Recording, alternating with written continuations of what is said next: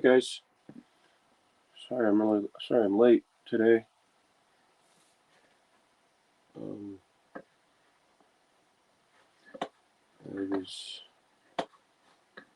schedule at work has been really fluctuating, and just trying to get my sleep order and schedule, my sleep schedule in order.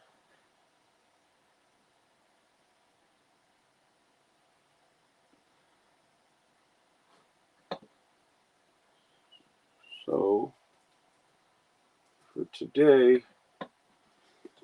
since we beat.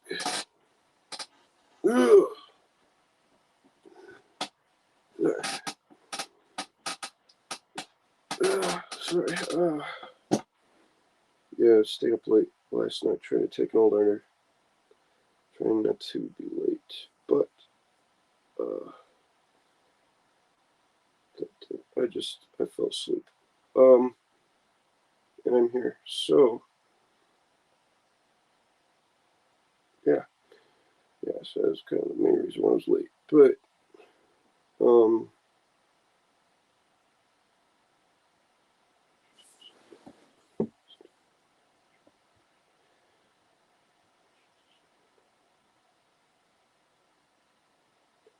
so today, since we beat Zelda Ocarina of Time,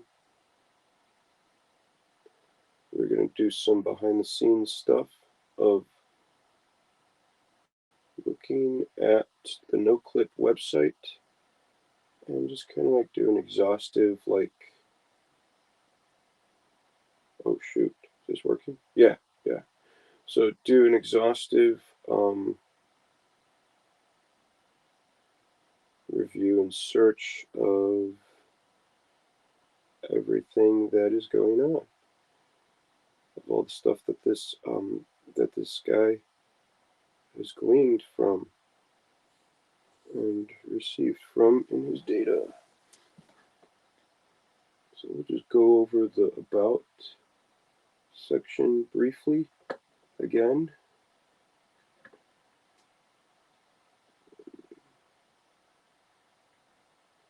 Just for those who may have not seen it before, for what this website is, it's a celebration of video game level design and art. It's a chance to explore and deepen your appreciation for some of your favorite games. I've always had an appreciation, this guy on the website.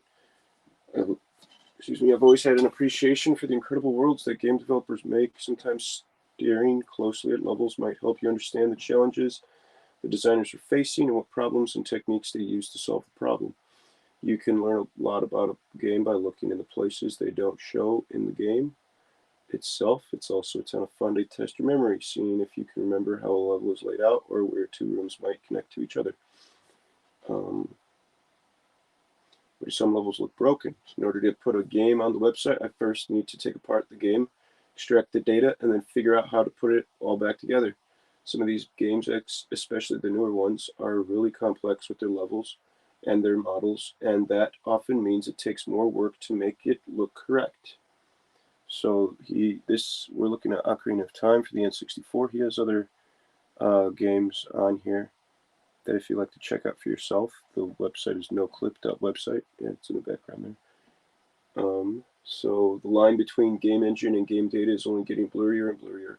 My dream is that the site contains fully accurate versions of each game, and I try to get closer to that goal when I can. But the effort and time involved to make an accurate recreation can sometimes be far too much, or would push me into recreating large parts of the original game's engine, which I'm less interested in doing myself.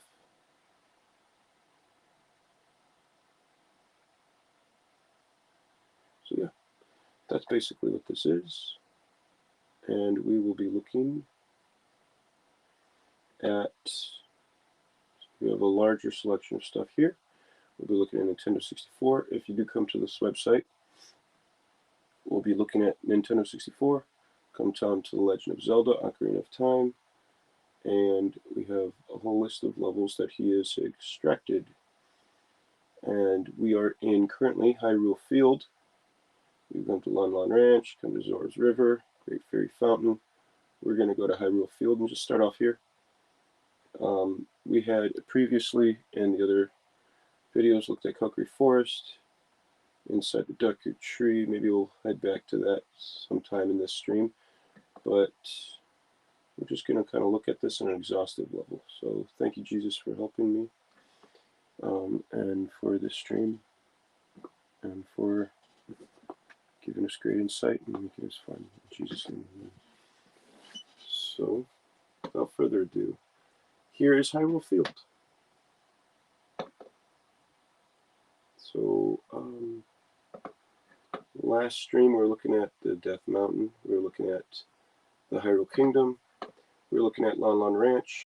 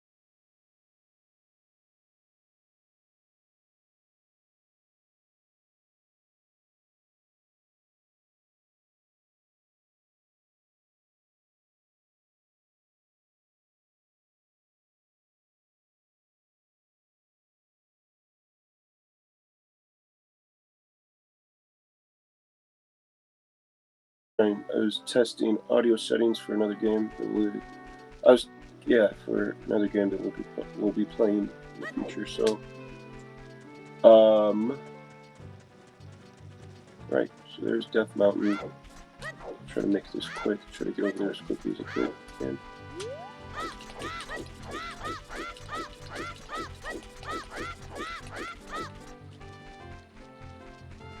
So what we're looking at right now, trying to get over there.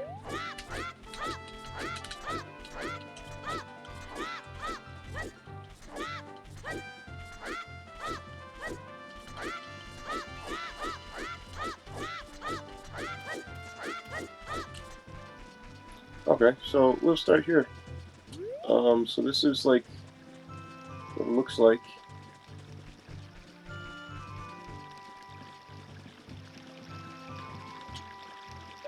Oh, I guess you can kind of see the steeple up there, but you never really notice it.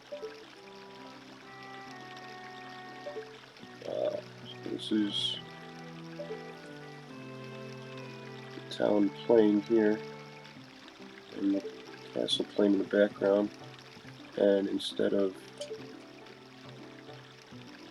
okay, we've got the day cycle that forces you to get into the castle before night falls. If going to there, okay, it just kind of like fades in.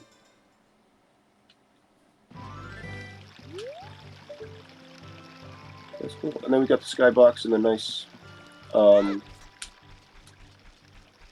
is it? The nice atmospherics of music and day cycle here. Oh, wow, and this does descend. I didn't even realize that.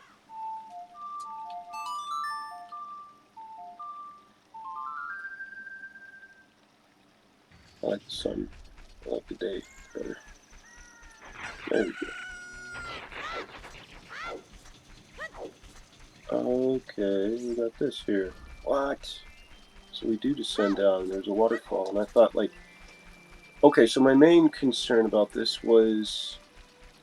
Does it render... Okay, that was the main concern I had about this, that I didn't realize... That I was questioning that I don't see in the, NoClip website, because the data is all there. Is, does it render, does it have level of design, and level of detail in an N64 game as we do today? Because in a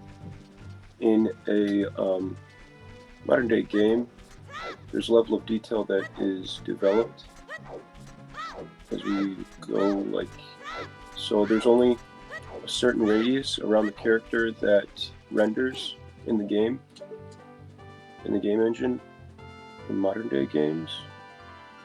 So we don't really see all that detail over there, so that part of the render engine doesn't render. You know what, here, I'll describe it.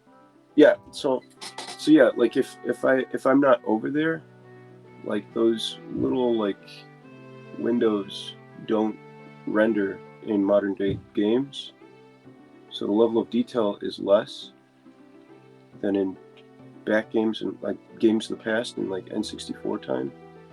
So I'm thinking that there was a certain aspect of level of detail, like the farther objects in the distance have a lower polygon type of like render object. Like for example, in modern day graphics, that tree over there would just be a plane, or it'd just be non-existent completely. And then the closer you get to it, it appears in like 3D of what like a more polygonal view, a more polygonal object or asset. And I think in the N64, it's always there. So like even farther away, the engine may not render it completely, but it's still the full asset. You may not be able to see it, the engine may not be able to process it, but it's still there. It's not a lesser polygonal asset, or not even there completely, entirely. So, but in Ocarina of Time, I think the level of design, I don't think there are LODs. I think it's just one singular polygon, one singular level of design, level of detail. And you could kind of see it with the, yeah. So as far as you can look, that's there. They just put atmospherics in the way. And you could tell that there's no anti-aliasing due to the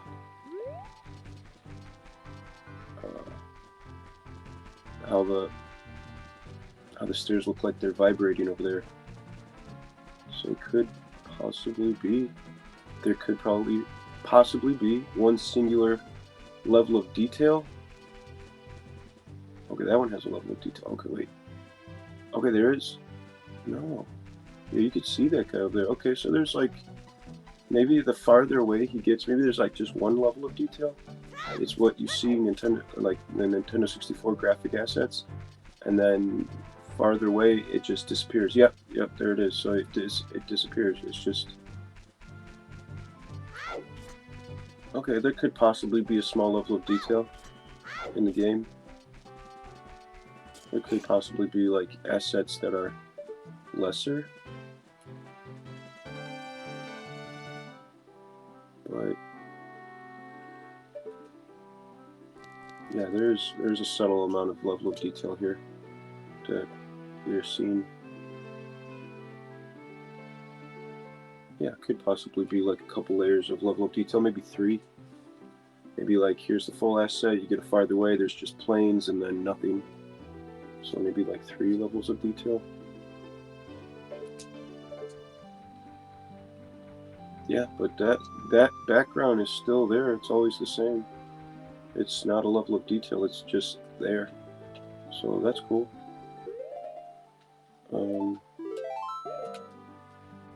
So we will continue with where's it? We'll continue with Hyrule Field. Back to what we were doing. So we will just expound and exhaust on. Turn this down a little bit. Sorry, I don't want to peek the games. There we go. Yeah. So I think I turned it up. Shoot. Hold on. Sorry, guys. Yeah. There we go. Okay. So yeah. So yeah, we'll just check it out. If we need to go to the game, we'll check it out and look at it from gamer's perspective. But yeah, we'll just expound on Hyrule Field, on behind the scenes stuff for Ocarina of Time. So, and then again, if you'd like to come check out noclip.website for yourself, it's here. You just throw that into the URL of any browser that you're in, and then to navigate the user interface here, it works like the Unreal Engine navigational viewport controls. So sorry, I don't have it on the screen, but I should have done that. That's all right. We got WASD to move around in the virtual space. Yeah, and then you hold right mouse button. You hold the right mouse button.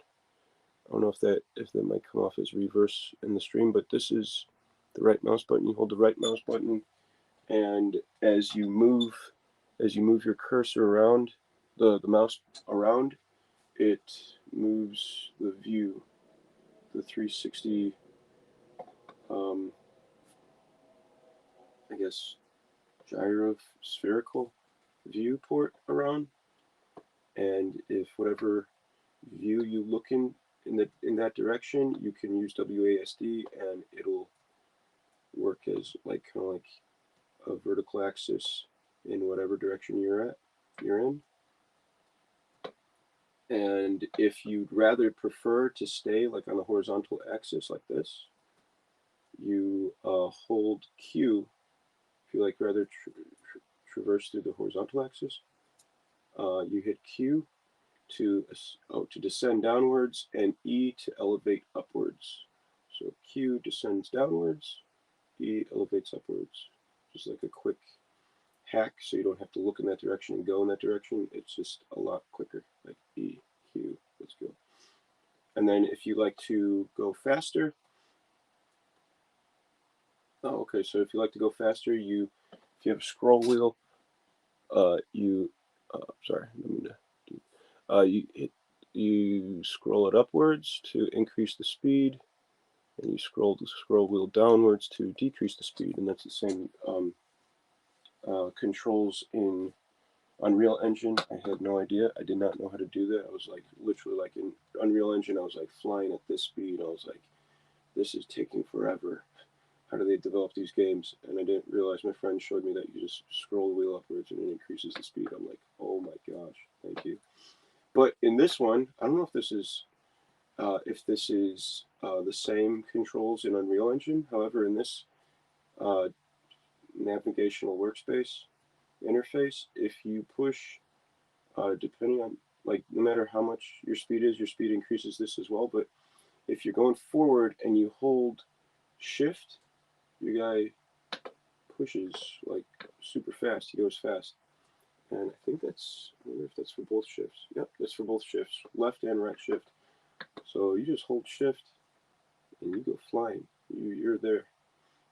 And this, I assume that the animation was going to take place due to being in game, but nope, no animation takes place. Yep. So you have the plane, the town plane, planar field, and oops, and there's just a ground plane there.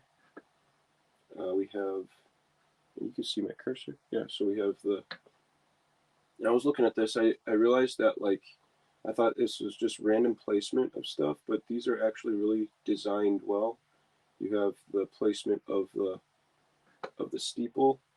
Okay, so you got the castle plane here, and these are really well placed design layout of the castle steeple here and the Temple of Time steeple, because when you're playing in game, you know, I'll switch to in game at times, but most times I'll just be here in the game, in the engine, in the NoClip website engine. So we have the Temple of Time, and if you're coming from long distance away, you could see the steeple of, well, you can see the steeple of the castle plane here, but you could definitely see this steeple, and this represents the castle steeple. And you don't really see this, you mainly see this 3D object the entire time to really capture that depth of there being like a society behind these walls. And then you go in and you just realize that this steeple, which you don't usually see, you don't really see, you're coming down from like super far below, like you don't really even see it unless you really look into it. That this steeple here is in fact this steeple here. It's like that more in-depth atmosphere that you see in the game.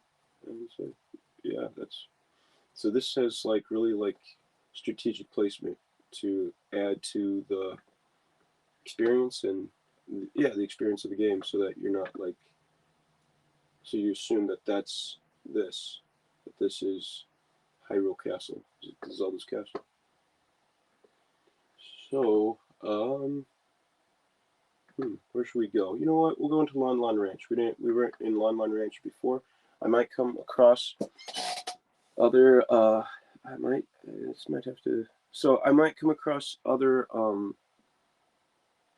I might go do like repeats of other levels from the previous uh, stream, but for this one specifically, I'll expound more. I'm more gonna do like an exhaustive exploration of these levels, and just expound more on what I couldn't reach from the previous stream. Oh, cool. Okay, so dang. Okay.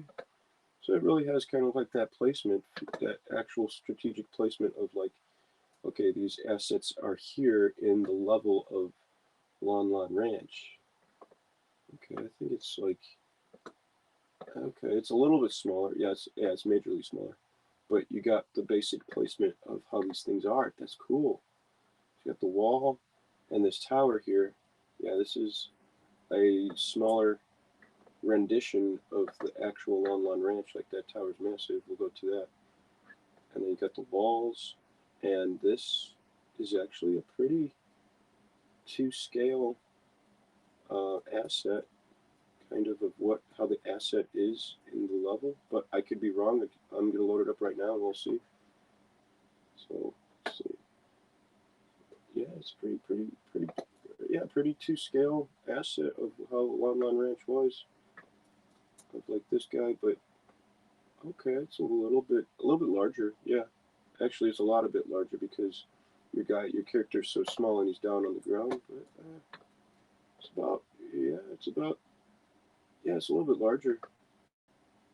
This is probably cut off for preservation of not pirating the game. people wanted to download the assets. But yeah, and then this, oh yeah, that's definitely larger, definitely a lot bigger. Wow. But yeah, this guy has made, oh, so maybe I didn't read that. Let's see here. If you're looking for, yeah, I already.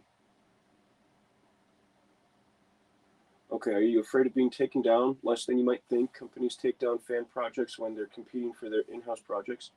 I don't see NoClip website as competing with any game out there. It's more of a museum, not a game. The worlds on display are incredible, and I hope they encourage you to go out and buy a copy of the game itself. That said, I have enormous respect for the developers and dev teams, and if I received a takedown request, I would honor it. It is their work on display after all.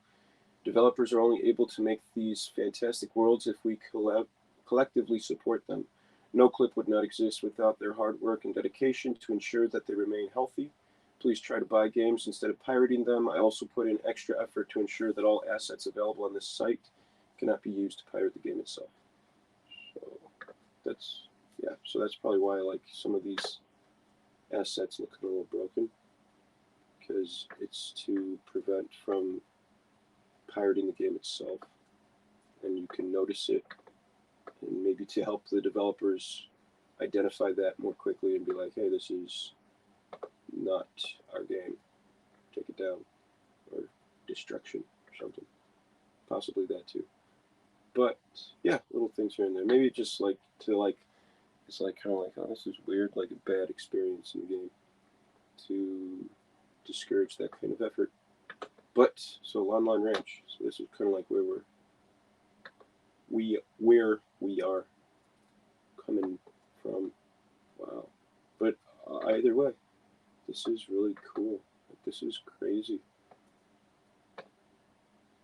You come in here and there's nothing in here. It's just an asset. Yeah, so this is Online Ranch. This is the Online Ranch level and extraction. This is cool. And yeah, there aren't any animations here. So, go back to Hyrule Field. And what? We'll go up to Death Mountain. We'll go through Kakariko Village. No, we'll just go straight to Death Mountain. Forget it. Where's Death Mountain? Ganon's Castle. Unused scenes. Here we go. No, that's Kakariko Village. No, Kakariko Forest. Where's Death Mountain? Oh, Death Mountain's right here. Okay, Death Mountain. Here we go. So here is Death Mountain. We have the Goron City. We come over here, and some of this data hasn't been fully extracted either. So some of this is a little broken, but that's okay. And it's also probably to prevent exact copying. But yeah, so down here would be, maybe that backface colon. No, I don't. Okay, I don't. Okay, so yeah, so we got Death Mountain. We got Death Mountain here, and you would enter in down here.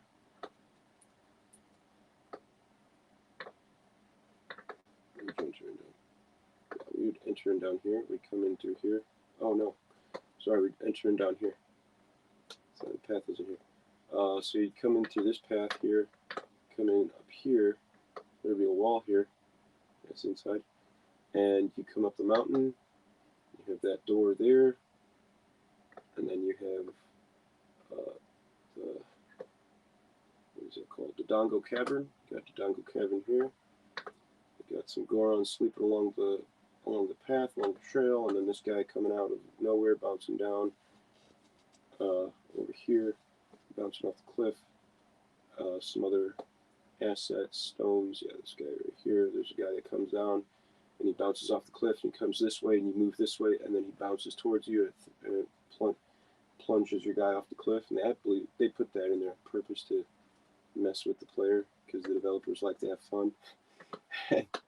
You're probably just laughing at people as they come out, like, oh, I got this, evade, and boom, get hit him. And your guy flies into the cavern. I didn't do that. I did that at first, and I tried to avoid that, but it's funny. People, everyone has probably done that before, and that was by design. Had to be. It's hilarious. You come up here, and you're coming up to the mountain crater here. Climb up to this area, have to kill these bugs, kill these spiders, come up this way. You got the fairy fountain, and then the crater with the owl who usually stands on his post here. And so this is the top of the crater where the 6 sages come to the end credits. And you come into the crater, but there's nothing here right now because it's a different level, and I'll show that to you as well. So yeah, okay, let's go down here. So here's the view. You know what? You're coming from the crater. Oh shoot, this is too far. You know what? Yeah, this is the top of the crater. Is it a full mountain? Is it a full circular mountain? No, it is not. But we have parts of the assets down there as well. Dude, this is crazy. So from the viewpoint of the crater, we see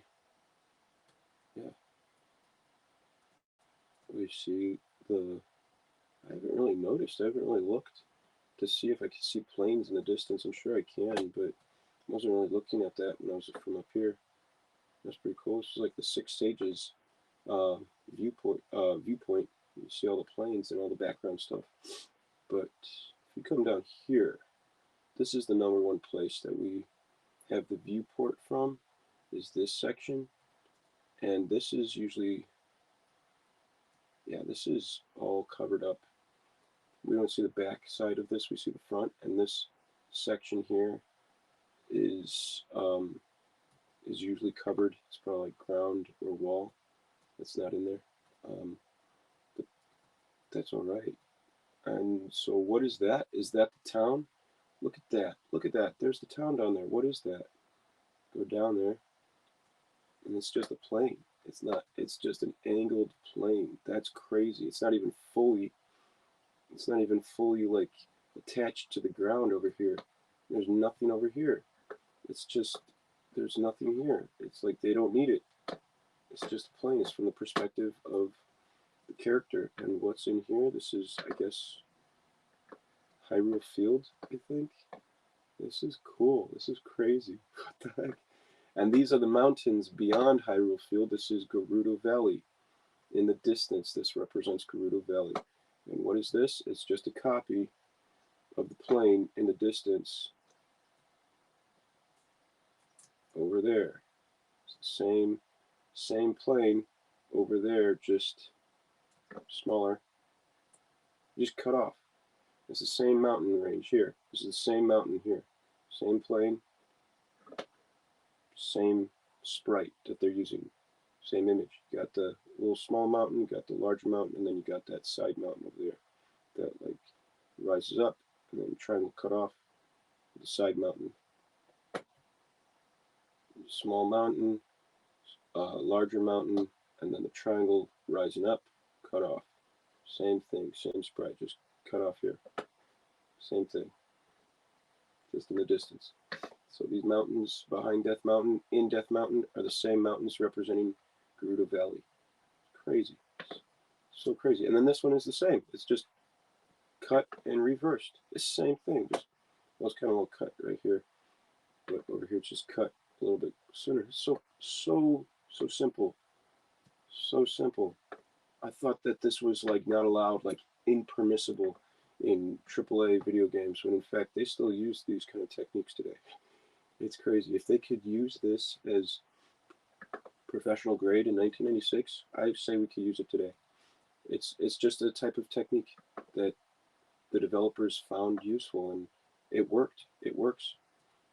It's crazy. It's detail. It's not laziness. It's artistic. It's unique and intuitive.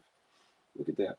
They didn't need that rest of the part of the mountain. They kind of like just cut that off and said, hey, let's keep that mountain up there and provide contrast to the environment that we're looking at. Like, it provides, like, okay, over in this area in that direction is Lake Hylia, and over here is the Gerudo Mountains. That's great. And so yeah, it provides intuitive design.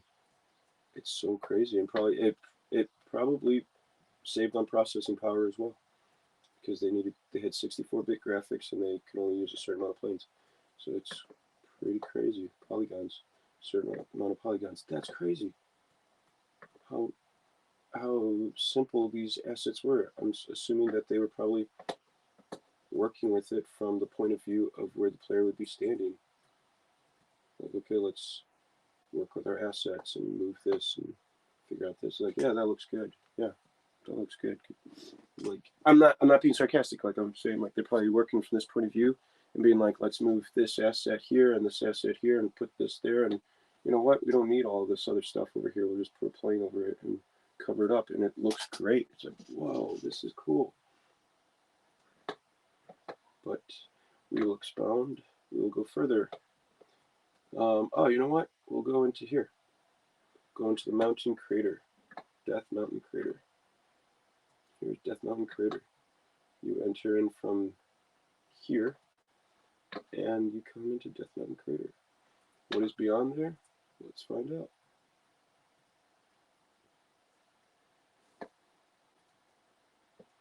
And there is nothing beyond there. It's just the back side of the crater. But we come in closer, and yeah, we got some bridges, we got some levels that go places, and then there's a bridge that connects here as well. You come over here as Adult Link, and you can traverse in here. Sorry, let's go in here. Let's go down here. So yeah, let's go down here. What's down here. So we come down here. We got the ladder, and we got the beginning of the fire temple. And as your guy goes forward, the camera pans back, and it fades out. But if we go in, it's just a singular plane with a picture, a projected picture and view of the fire temple, like a simplified, maybe like reduced noise graphical picture, image, sprite. Yeah, and then yeah, we're underneath the lava, so it kind of really expounds on like the development of the level. Like I was wondering, I'm like, why are like it kind of dawned on me just looking at like the level design in the crater. It really like transfers over to the characteristics of the fire temple. Like it's cool because like in the crater you have, so we're in the volcano, and yeah, it just shows like the immersive experience of like how the developers really expounded on creating this level. It was really cool. Like you're inside the volcano, and you're like, oh, this is lava. Okay, we're in the lava part of the volcano, and this is the volcano. And to get to the fire temple, you have to traverse. Sorry, you have to traverse below the lava to get to the fire temple. So the fire temple is, its location is beneath the lava. Is beneath the lava in Death Mountain. That's crazy. I never realized that until I started coming here and really expounding on everything, because what you're looking at here in the mountain is these two boulders here, these two pillars here. Like I always wonder, I'm like, why did they throw that in the level design? You got these two pillars here. What are those? If you come to, if we descend down into the fire temple beneath the lava, we come into the fire temple itself, and we'll expound later on that. But if we zoom out, the fire temple itself is made up of two main pillars, two main chasms that you could fall down and you can traverse. And these two main chasms are those two pillars, those two boulders, those two giant boulders in the Death Mountain crater. And so like this is basically you are within the fire temple. So like here specifically, it's like these two parts of the level are above the lava, and then everything beneath down here is below the lava. So like this part here is basically the lava in in the Death Mountain crater. This is the lava on the level plane of where the Death Mountain crater is at. And so you're inside those two boulders, you're inside those two blocks, and you traverse upwards within the boulders. So like this temple is basically someone had come in, basically like it's supposed to be like the lore of it is that whoever built this temple built it within Death Mountain. It was, I think it was the Gorons basically built it, and they built it within these two builders, these two boulders, these two pillars within Death Mountain. And so yeah, and so it descends, and you can like where when you fall through all of this stuff, you're basically falling through those pillars, and it's like more immersive. Like it's like within Death Mountain, you were traversing within Death Mountain. People, oh, I wonder how to get it. I wonder if you could do that. But people playing this, like like the older generation that were playing this. When I was a kid, I was like 7. But my older brothers and my older cousins and siblings, they probably could figure this out and understand this. Like, oh, this is within the Death Mountain crater. Oh, this makes sense. They probably wrap their mind around it because they're older and were able to like pick it up quicker, and like it made sense to them. But as a kid, you're like just like looking at and watching, like, wow, that's great, cool. You're just looking, and you go back and you like enjoy the nostalgia of it, when in fact you completely miss out on like the atmosphere and the immersion of the experience. Like you're like, what? This is crazy. This is like intelligent design backed up behind what is going on here. You come into the fire temple, and it has like legitimate design behind it. Like you're within the mountain crater, you're within the Death Mountain volcano. So all of this, so from this point, from this point here, this is like level of the, this is like the surface level of the lava. And then when you descended down that ladder, you came down this ladder, you descended downwards, and you come down to this area here, and you enter into the fire temple. Sorry, not here. Where is it? Oh, you enter into the fire temple here. So you descend down. So you start off at surface level. Start off at the surface level of the lava, and you enter into the fire temple. You come down the ladder, and you enter into the fire temple here. So you're like down here. Yeah, it's a little bit more maximized, and like more scalability is a lot larger, but it's like really like kind of like expands that like imagination of like how huge this world is, and like it's really like, yeah, expounds on, yeah, you got like it expounds on the level of the Death Mountain crater, or the fire temple within. And it's crazy. It really like gives you an appreciation for the game design itself, and the level, like the thought out process of level design itself. That's crazy. That's cool. That's really cool. And it's like kind of like, it's like you have lava that could have potentially seeped into the rock, and then you had dried magma here. There's potential lava, and then dried magma over here as well.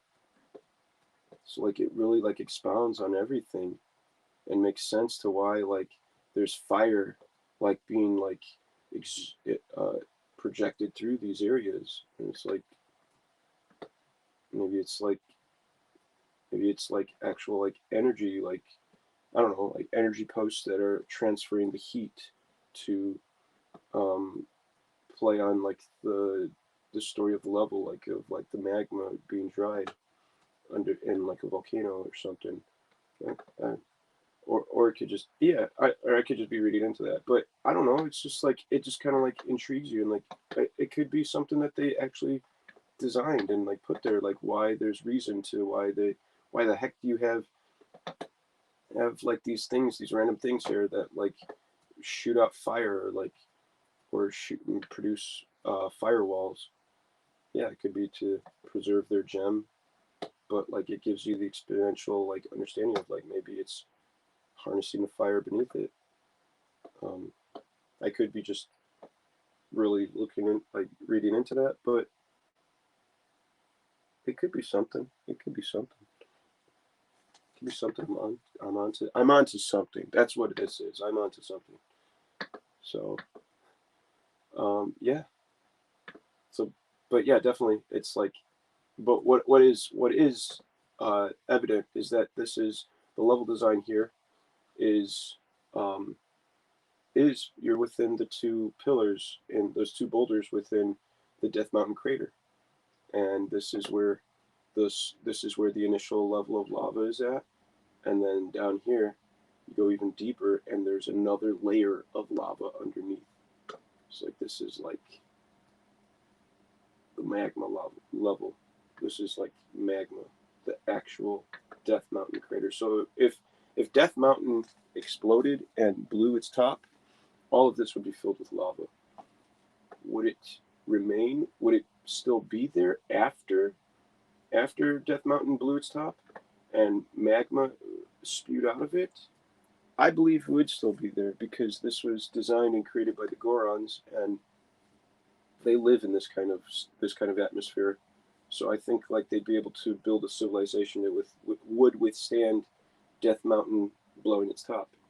So I think potentially like they had made it to be like that, and it probably did blow its top and destroyed some of their some of their temple, and that's why maybe there are ruins here.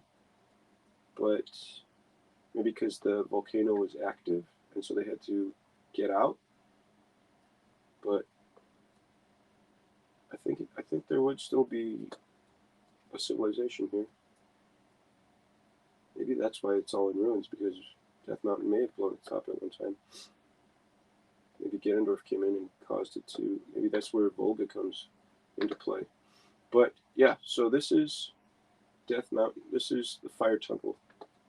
I will expound. I will fly around here for a little bit, and yeah, we could see where all this goes. This is where this giant pillar comes. Oh shoot! Oh dang it! Missed it. Shoot. Okay, where are we? Oh yeah. So you come up here, and this is where the giant pillar is at. You find, yeah. So you get the hammer, the 2-ton hammer or whatever, that power hammer up here, and then you come into, where do you go into? I think, yeah, yeah, you come down here, you hit a block down, you come down here, I think you do something, you use the 2-ton hammer to, I don't even know if that's proper terminology, but you come down here, you bring the stairs down, and it brings you in here, and you hit this down, and it shoots that. You do something. I think it brings this down. I think it's like an elevator. So you could come here and you hit this down, and it shoots that nail down here, and it provides that nail goes deep into the lava, and it provides a way for you to traverse to a platform to jump across, or I guess from over here. So it provides a platform so you can jump across in this direction and go into the boss level here and face Volga, the dragon. Sounds like a Russian name, Volga.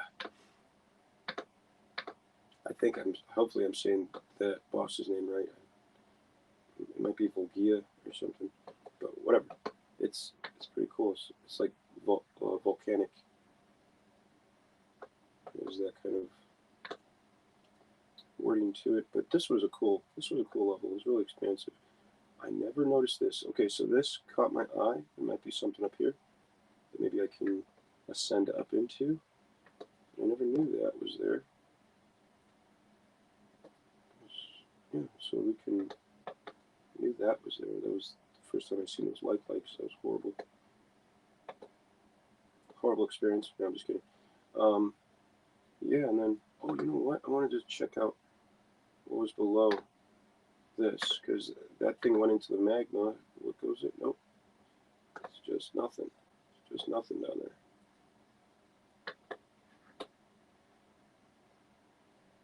It's just magma. It's just nothing. So, yeah, this is the fire temple. You can feel free to come here and really like explore further. This is cool. Yeah, and so we have this elevator over here. You call the contact the scarecrow, call the scarecrow, bring him up here, shoot your hook shot up here, and then there's an elevator with a hook shot.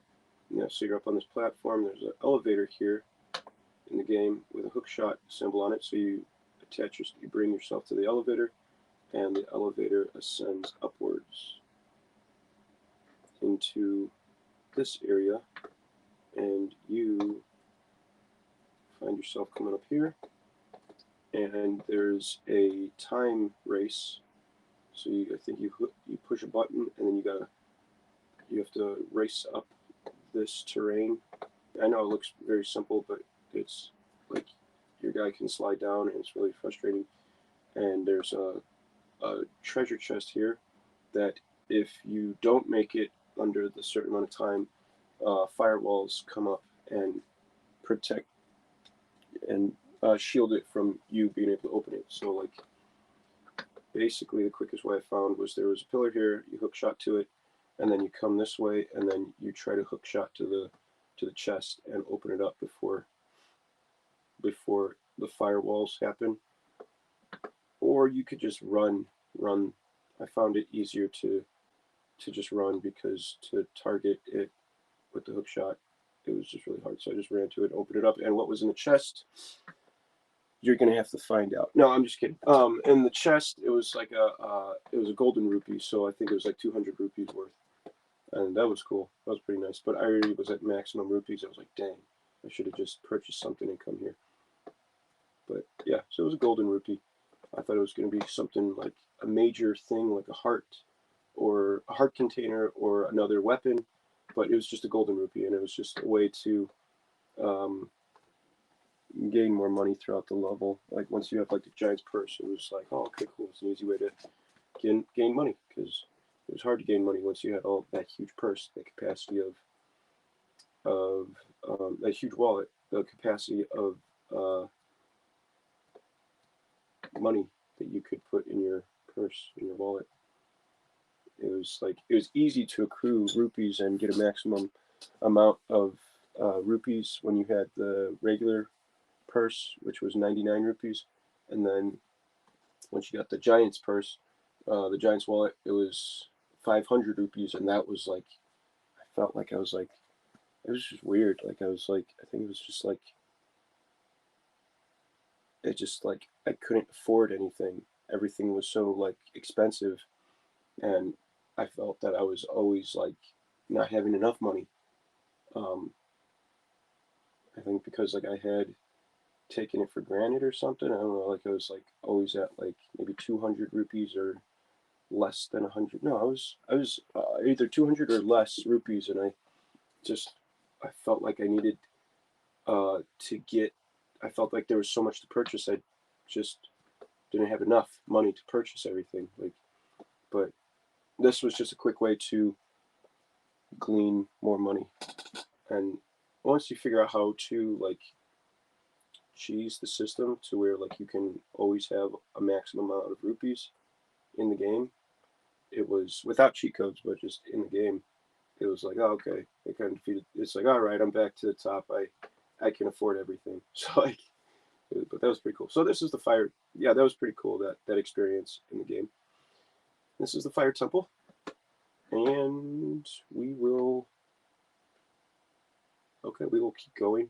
Oh man, sorry guys. Oh, wrong one. Shoot, where are we? 1064, Legend of Zelda Fire Temple boss. Yeah, this is just to expound. Okay, we'll try to go through a lot quicker throughout the level. So this is the Fire Temple boss.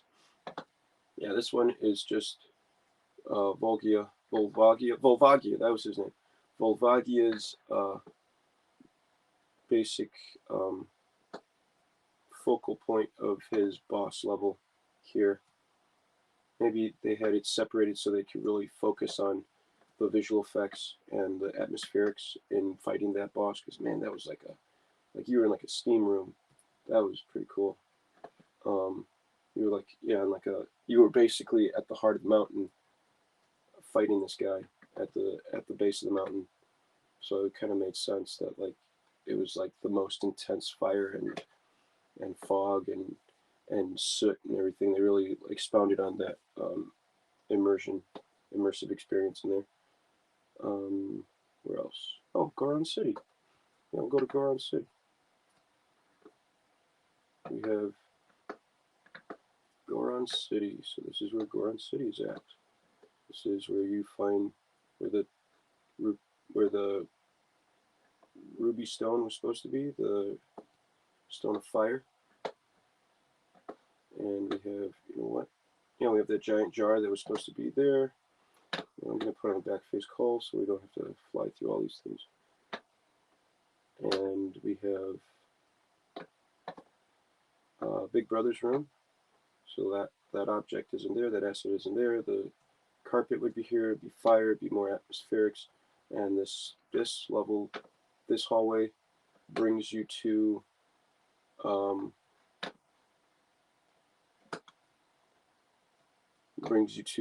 Death Mountain Crater. Yeah, so we'll kind of fly around Goron City here. We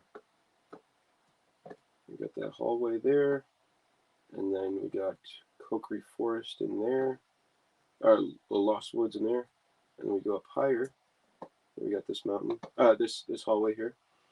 Go up higher, you blow through all these walls, and you got the giant with his forge, who produces the giant's knife, and there's nothing here on the side. It's just probably this guy sticking out, or maybe they made him small to like fit into that little area.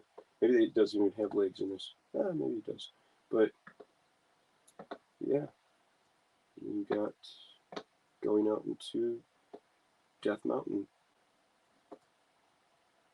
And this area over here, I think this leads to a grotto of some sort. And then we'll go to Dodongo Cavern. So Dodongo Cavern. Let's do this. So this is Dodongo Cavern. When you come in as a little kid, as young Link, and you have. Wait, I want to see what that did. Did something. Oh, okay. So it just made the bridges. Let's see what side of the bridge is the bridge plane. Oh, okay, we'll go back to that. So it just makes them disappear. You only see the top side rather than the bottom. You don't really need to see the bottom. But yeah, so we have the Dodongo Cavern. We go in here. So yeah, you got like all the exponential areas over here. You come through here, fighting all those little critters, little baby Dodongos and little lizards. Oh, okay, and then we got the lava section.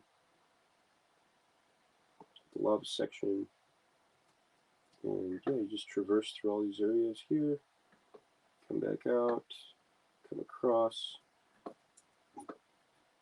come over here, and you got the pillar, the stone stairs that come down. Man, that was so long ago.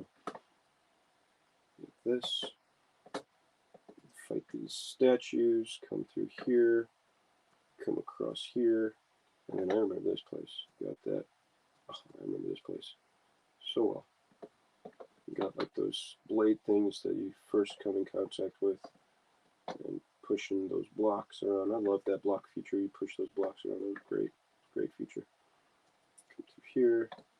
Yeah, and we got more lava section above up here. And this is just so expansive. It's just like Yeah, it's above all the level below. It's above, so below, or so as below, so above, or whatever. I don't know. That's saying. Yeah, and then yeah, you got different areas. So you come over here and expound and like try to like see where all the levels bring you to, and then you go in here and do that. Light up his eyes. Come through here, and you got the boss level. Come through here, push that block down, traverse through here, bring that block over here and push it down so you can throw it onto the switch and open up the boss level right here with the giant Dodongo. You fight the giant Dodongo down in here. You just fall through. This Dodongo Cavern. All right here. This is crazy. Wait, shoot. Ascend. Here we go. This is a large level. These levels are huge. These are very expansive, like well laid out levels. They're just so simple. It's just so simple. It's like, it's so cool. It's so creative. These levels that you traverse through. If anyone knows, like, if like when you traverse through specific levels, if those levels specifically are rendered or generated, or if it's the whole level entirely generated, because there are cutscenes between going in and out of doors. I was wondering if they specifically had like each section rendered to preserve processing power, or if it was the whole level and it was just that certain section of the level that was rendered. That'd be pretty cool to, if someone knows about that, please expound in the comments, or all of any of your knowledge or insight on any of the levels of behind the scenes stuff of Zelda Ocarina of Time. Please feel free to expound further in the comments below. If this is on YouTube or or in the chats on Twitch. But this is really crazy. This is really, really well thought out. Like, look at it. It looks like bone structure. Like you're inside this giant like beast. This, oh, I think that's what that is. It's like a giant Dodongo, like a giant Dodongo. It's bigger than the Dodongo that we face. Like this is a dead Dodongo. This is crazy. It's like the ancient Dodongo. Like his temple. And this beast, this giant beast, lying dormant, dead, within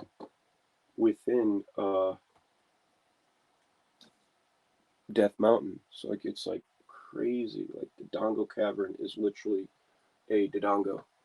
Here's his chorus, here's his rib cage, and here's his head. It's just inverted. Maybe he died and he's like, blah, and like kind of like laying, like maybe he's like this in real life, and like maybe he died. He's like, blah, and then like kind of like his, I don't know. Maybe the Gorons found his skull. Like, let's place this here. This looks great. Like that looks cool, and like kind of like to enter into the inner sanctum, the biggest Dodongo there, or enter into the inner sanctum, because the Gorons built the Dodongo Cavern, and this is where they get their rocks to eat from. So maybe they slew this giant Dodongo. Maybe their ancestors slew this giant Dodongo and like, let's make a mead hall with it, or a nice sanctum for it to commemorate the defeat of this giant beast. And that's where they get their most enriched nutrition from. As that one Goron said, his most savory rocks came from there. So this is the Dodongo's boss. Oh, okay, so it's just a little bit, maybe a larger section. It could be the same size, honestly, but it's just a focused section of the boss level. Yeah, more like focal point of it. Yeah, we went through all of this. Fair Temple, Hyrule Field. We'll go back to Hyrule Field. Oh, we'll go to Zora's Domain. So here's Zora's Domain.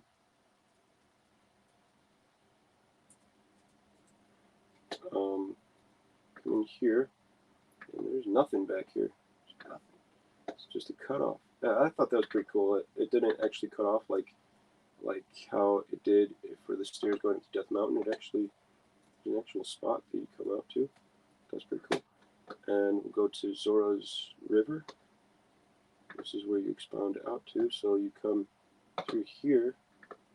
Okay, that cuts off. But that's awesome. That's cool. That reminds me of like Age of Empires kind of creativity. Age of Empires 2 of level editing. You have the water and then the ground. But I don't know, that kind of reminds me of that. And so here's Zora's River. You got that fat kid eating beans, selling you, ripping you off for all those beans that he sold you. But ultimately, it kind of pays off because it rewards in the future. Yeah, then we got where the frogs are at. This was really cool. This Zora's River was really rich and chock full of stuff that you could get. Like you had a chock full of rewards that you could accrue. You had up here a grotto up here, another grotto over there. And if you're wondering what am I referring to, the grottos, I'm referring to those holes that you fall into. And I didn't know that they were called grottos until I started coming to this website and calling it for its what the name was supposed to be. They're called grottos that you fall into, and we will expound on that. We'll go to those grottos. I'll go to those grottos. I'll go to them either next or after Zora's. Yeah, we'll go to them next. We'll go to them next. So we have this section over here of the area that you traverse up to into Zora's River. Or Zora's Temple. Zora's Domain. Sorry. Zora's Domain. Oh yeah, what these are just the reverse sections of these. So, and then we have, it goes down into Kokiri Forest, or Lost Woods. You know what, we'll go into Zora's Domain first. So we'll go, here's Zora's Domain. Yes, this is Zora's River. It's pretty cool. It matches that little like section of map that is above. That's cool. That's really cool. It matches the section of like the map that like you see in like the bottom, I guess how it shows on the video, bottom, is it right hand corner? Yeah, bottom right hand corner. So that's it. Yeah. And so we will go into Zora's Domain. Let's go to Zora's Domain. Where's this?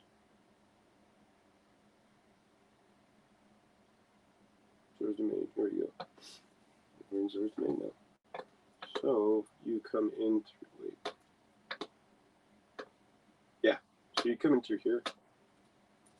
I actually never looked back. I think it was white. It was like a white, like you're going to the outside. It was like a white, like background. So you come in here, and the water isn't here, but under the water has that specific texture color to it. That's really cool. It's not like you're not looking through the water. It's that immersive experience that they put in there, that like the texture beneath the waterline is greener, and that's cool. They put that on there. That's awesome. That's really cool. We don't have that in games today. You didn't need it because you just look through the water and it kind of like the lights and the reflections, I think, produce that texture, emits that color onto the walls surrounding. But I think like that could be implemented still today. I think in certain cases it is still implemented in level design. But like it's just kind of like for me who didn't know that, or really I knew that, I had an idea, but I never like thought to implement it like that. I'm like, dude, that's really cool. Like you just make the texture a different color so that you don't have to depend upon the light atmospherics of the water. You just make it. It really expounds on it really well. Yeah, it just kind of immerses that the player into the experience more. So Up here you don't have that. Maybe that's because, maybe it's to provide that there's like pure water up here. That idea. It was like, wow, it's so much more pure up here. It's coming down this waterfall. That's really cool. Maybe it's like a deeper depth down here, and so this texture isn't up here because it's a more shallow depth. And then you have the king up here.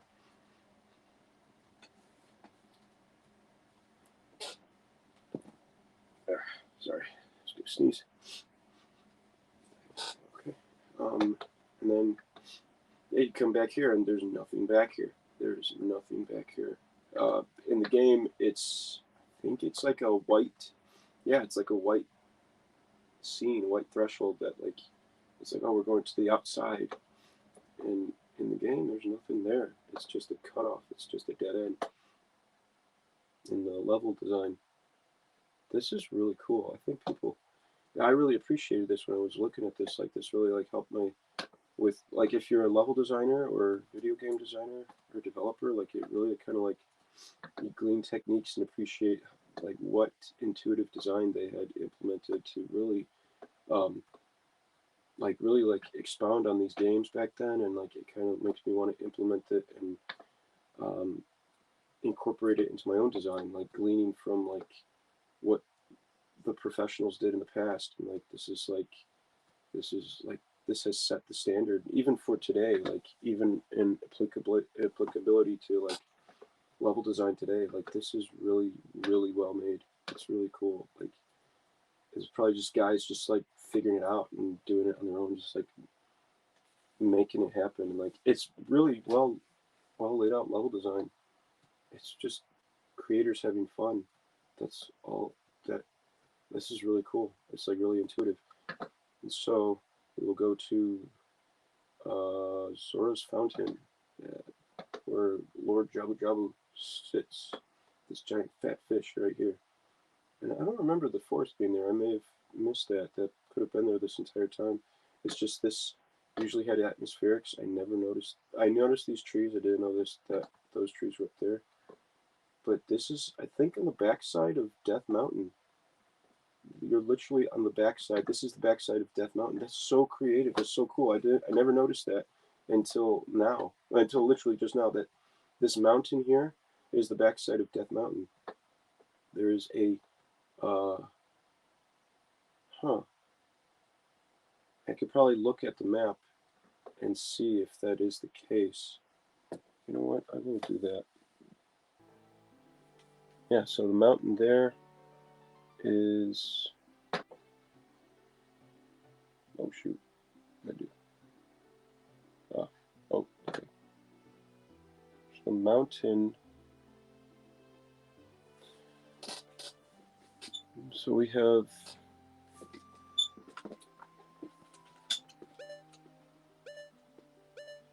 Village, Death Mountain. Yeah. Zora's Domain. And Zora's Fountain at the top. So basically, here's Zora's Domain. That water, that lake over Zora's Domain is Zora's Fountain, and that is literally on the back side of Death Mountain. That's on the other side of Death Mountain, and Death Mountain's right there. That's cool. Dang. So we just got done looking at Death Mountain. Zora's Domain is on the back side of Death Mountain. That's pretty cool. That's crazy. That's cool. Like, that's crazy. This fountain, it just shows like, wow, the thought that they had put into the game, the level design. It's just not random. It's just, there's so much thought put into it. It's really well laid out and elaborate, and it like really expounds to how things work out. And man, what is this? What? There's a place in here? Hold on. I never knew there was something over here. How did people get in here? What? Hold on. What? What? What? There is a rock. I think there's a rock here that you can I wonder if you can get up there through that rock. I'm gonna figure that out. I'm gonna see that. And I'll post it online if there is, because there is a rock. Okay, so this is the fairies, the Great Fairy Fountain that you go to. You blast open that rock and it brings it there. But I wonder if there's like a greater rock here that like you can move out of the way and descend down into. I never thought about that. That you could go up there. That's cool. I gotta go check that out. Go check that out. That's crazy. Or if maybe it was like a potential place, a potential thing that they were gonna throw in there. I gotta go check that out. This is cool. This is really cool. I'll check that out later. I'll expound more on the level design here because it takes a while to climb all the way up there. I don't wanna. I'll expound on this. I will make a note and look into that. Let's make a note now. Okay. Now I'll make a note later.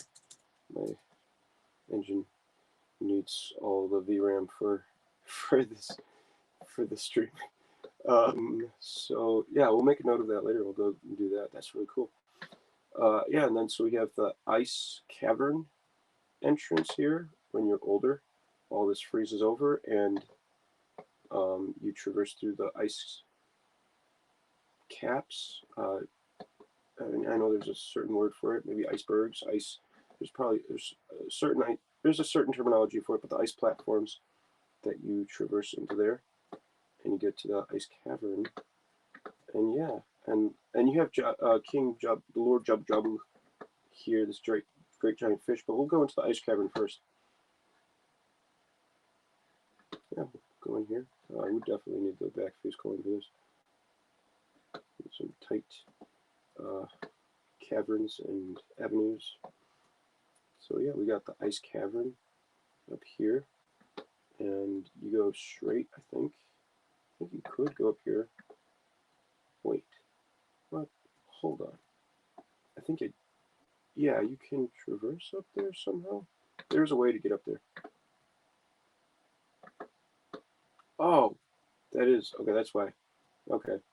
So when you go through all of this, when you go throughout the entire ice caverns, you come across the iron boots. You have to fight this snow werewolf, the abominable snow werewolf, and you get the iron boots, and then you put them on, and it brings you down here, and you can walk through the water, and you come up here, and then you're like, oh, I'm right back at the beginning. That's cool. And you can just exit freely out that way because you already got what you came here for. But before you go to retrieve the iron boots, which this whole level is basically allowing you to do, testing you to accomplish, is you go through all of this stuff, come into the ice cavern, where I met PB, one of my streamers, one of my followers, and you come through. Yeah, and then you come through the fire. Oh my gosh, yeah, I didn't know how to. I had no idea how to traverse this part. There was fire, and then there was ice that wasn't able to be melted. And I thought that you had to stand here and shoot through the fire to melt the ice. But someone on the stream helped me out. You said that you bottle the fire. You scoop up the fire in your bottle, and then you pour it out. And I think I'm like, how can anyone figure that out? But I'm starting to think that when you're killing the pose in Hyrule Field as an adult, they probably expect you to have gone into the graveyard and fought the Hyrule pose, the ghosts at night, and when they die, you have to bottle them in a jar. And I feel like that was the tutorial to provide you and to give you the notion that you can bottle fire. And I didn't do that because I don't like ghosts. I don't like fighting them. So I was like, yeah. So I kind of skipped that tutorial, or that knowledge of having to understand a game mechanic and learn a game mechanic. And like in these games back then, they didn't teach you Yeah, they had like the dialogue boxes to help you understand how to work stuff. Other stuff you just learn on your own, and you learn through experience. You're like, oh, I didn't know how to do that. That's really cool. As well, I think when you get the eye mask, you can talk to those stone totems, and they really, um, I think, I think PB told me that as well. Yeah, that they really um, teach you like secrets and like secret controls in the level as well. So, yeah, and so thank you, PB, for helping me out in that level. That was extremely helpful. I'd still probably be there. Um, maybe I would have, yeah, I would have stayed there for a lot longer than I needed to. And we come over here, and yeah, we're here in the ice cavern, and where you fight the abominable. What? Oh, that's cool. It's transparent. Yeah, you fight the abominable snow werewolf. Hold on, let me see here. Backface going. Huh. That's cool. Huh. So you're looking at the back faces of these. So you're looking at these are have all their these polygons I assume are have their normals showing the back side of the normals. The normals are reversed, or they have transparency, opacity, possibly. But maybe you're looking at the back face color of these. Yeah, maybe they just have transparency. Maybe they're polygons with transparency. That's really cool. And it's just black background, and that's really nice. So like when you see it in game, it's like this. You're like, whoa! You're like inside a glacier. This is cool. And you're like looking at like I think, oh, that's really cool. How they really tried to grasp that texture. Like you're like inside like the ice, and like you're in this crystalline glacier, and you're getting these iron boots, and that's where you get these sacred boots to go underwater with the Zora's sacred boots of advanced technology. Whoa, this is cool.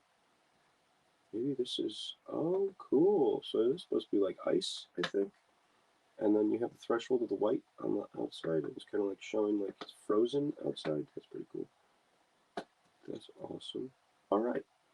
So we will go to Jabu Jabu's belly real quick. Now, this was cool. This was actually really helped me. Okay, I'm trying to see how much time we have. What? Man, spent already an hour and a half. Gosh, we gotta come back and do this again. I apologize. Okay, so I'll blow through this. I say we come back and we do this again. I'm gonna expound more on this and really exhaust every level, and really like kind of like look at behind the scenes stuff of everything here. Um, yeah, so this is Lord Jabu Jabu's belly. This is a giant fish, and it really shows like that. This was like they designed it like the intestines of a fish. Like we have the jaw and the mouth, and then we have like the different traversals to different organs, and it really looks like the intestinal insides of a fish. And it's like, what? This is crazy. Like this is ridiculous. And you have like the different organs, the different stomachs, intestines, and like you're like flowing through all these different places, and then you come back here, and where you have to fight the parasites, and it's usually where now it's coming to see it's probably the excrement area of where maybe the um, the rectal area of the fish of where he's trying to process his food, and the parasites are preventing that from happening. So you are basically, lack of better words, helping relieve a constipated fish. That sounds so horrible, but okay, maybe that's not the case. That was my rendition of this. This isn't. I'm sure there's a better case to this. This is probably like the parasites are causing disease inside this fish and killing it. And so you're killing those parasites to relieve the fish of the curse that Ganondorf put on it. And so he probably ate the girl to really expound on it and show like kind of like a cry for mercy, a plea for mercy, like help me. And so he ate the girl, and he knew that either Link or her father would come and save her. Or maybe he knew that the Hero of Time was here, and he sensed it, and he was like, okay, if I eat this girl, the Link will come and help me out. So he was a pretty smart fish for what he was doing. So yeah, this is yeah, and I think that yeah, there are overlays here because could be instances of when the fish's mouth opens to, as comparable like to the animation when the fish's mouth opens to when it closes, as well as other things maybe. I know it looks gross, but that just shows the textures behind it. That's really cool, like how like they really like expounded on that kind of like muscular tendon kind of like, wow, look at that, that's art. They had to paint that. That's not like, usually today we have light and it makes it look wet, when in fact they had to paint these. This is all painted. They had to paint this like probably like in their, I would assume like Microsoft Paint kind of program or whatever software that they had to paint these things. These are textures. These are painted textures. Whatever artist did this was phenomenal and a genius. I know it looks gross, but it's just painted. It's painted texture. It's crazy. And the thing about these textures is that they move too, and like the polygons kind of like as if they have a heartbeat. They like move in and out. They like move in and out like they have a heartbeat. It's pretty cool in the game. Maybe that's what that was, flickering in the jaw, the mouth area portion of the level. So yeah, this is all the area of Lord Jabu Jabu's belly. You're inside a fish, like Jonah. This is cool. This is really cool. This is really creative how they made this. Excuse me. But yeah, and yeah, it's invisible here. Wait, hold on. Where's that thing? Okay, so yeah, it's invisible here. Yeah, it could be preserving the content of the level, or it could be maybe there's more animated polygonal data that they have in the engine that wasn't extracted, probably purposefully or otherwise. But yeah, we'll continue on. Okay, and this is the boss level. This is Jabu Jabu's belly boss level. So when you're fighting that giant like electronic thing, this is just the environment level, just different layers of environment taped onto each other in the exact same instance in the level. So where else should we go? Gerudo Valley. Let's go to Gerudo Valley. Let's go to Gerudo Valley. I don't like Jabu Jabu's belly. It's okay. It's cool. It's good. Now that I'm looking back at it and like looking at behind the scenes, I like Lord Jabu Jabu's belly. It's really cool. I never liked that level personally, but I like it now that I see behind the scenes stuff. Like once I understand it, I'm like, oh, okay, this is cool. I get this. This is nice. I understand this. I enjoy this. Then I really like Jabu Jabu's belly, but it's not my favorite level. It's still pretty cool. It's really well thought out. So let's go out to Gerudo Valley. So we don't have the bridge here. It's not here, but that's okay. Probably to preserve the integrity of the game. And so we have where the water comes from, or the waterfall. I guess like the waterfall. Yeah, the waterfall comes down here. And if you're wondering what this little black box is, this is where a heart artifact is at, and you retrieve that from when you're an adult Link. So when you're a kid Link, you come down here, you jump down on this platform down here, and there's a cow. Actually, I don't think the cow is there. I don't know. Okay. Anyways, it might be there. I think a cow is there. Okay, you got like a Gerudo woman with a cow, and there next to the cow is there's a little patch to plant the magic bean as young Link, so that when you return as adult Link, you come back down to this area and you have a flying pad to fly you around, and it brings you throughout the level. It brings you um, it brings you up to this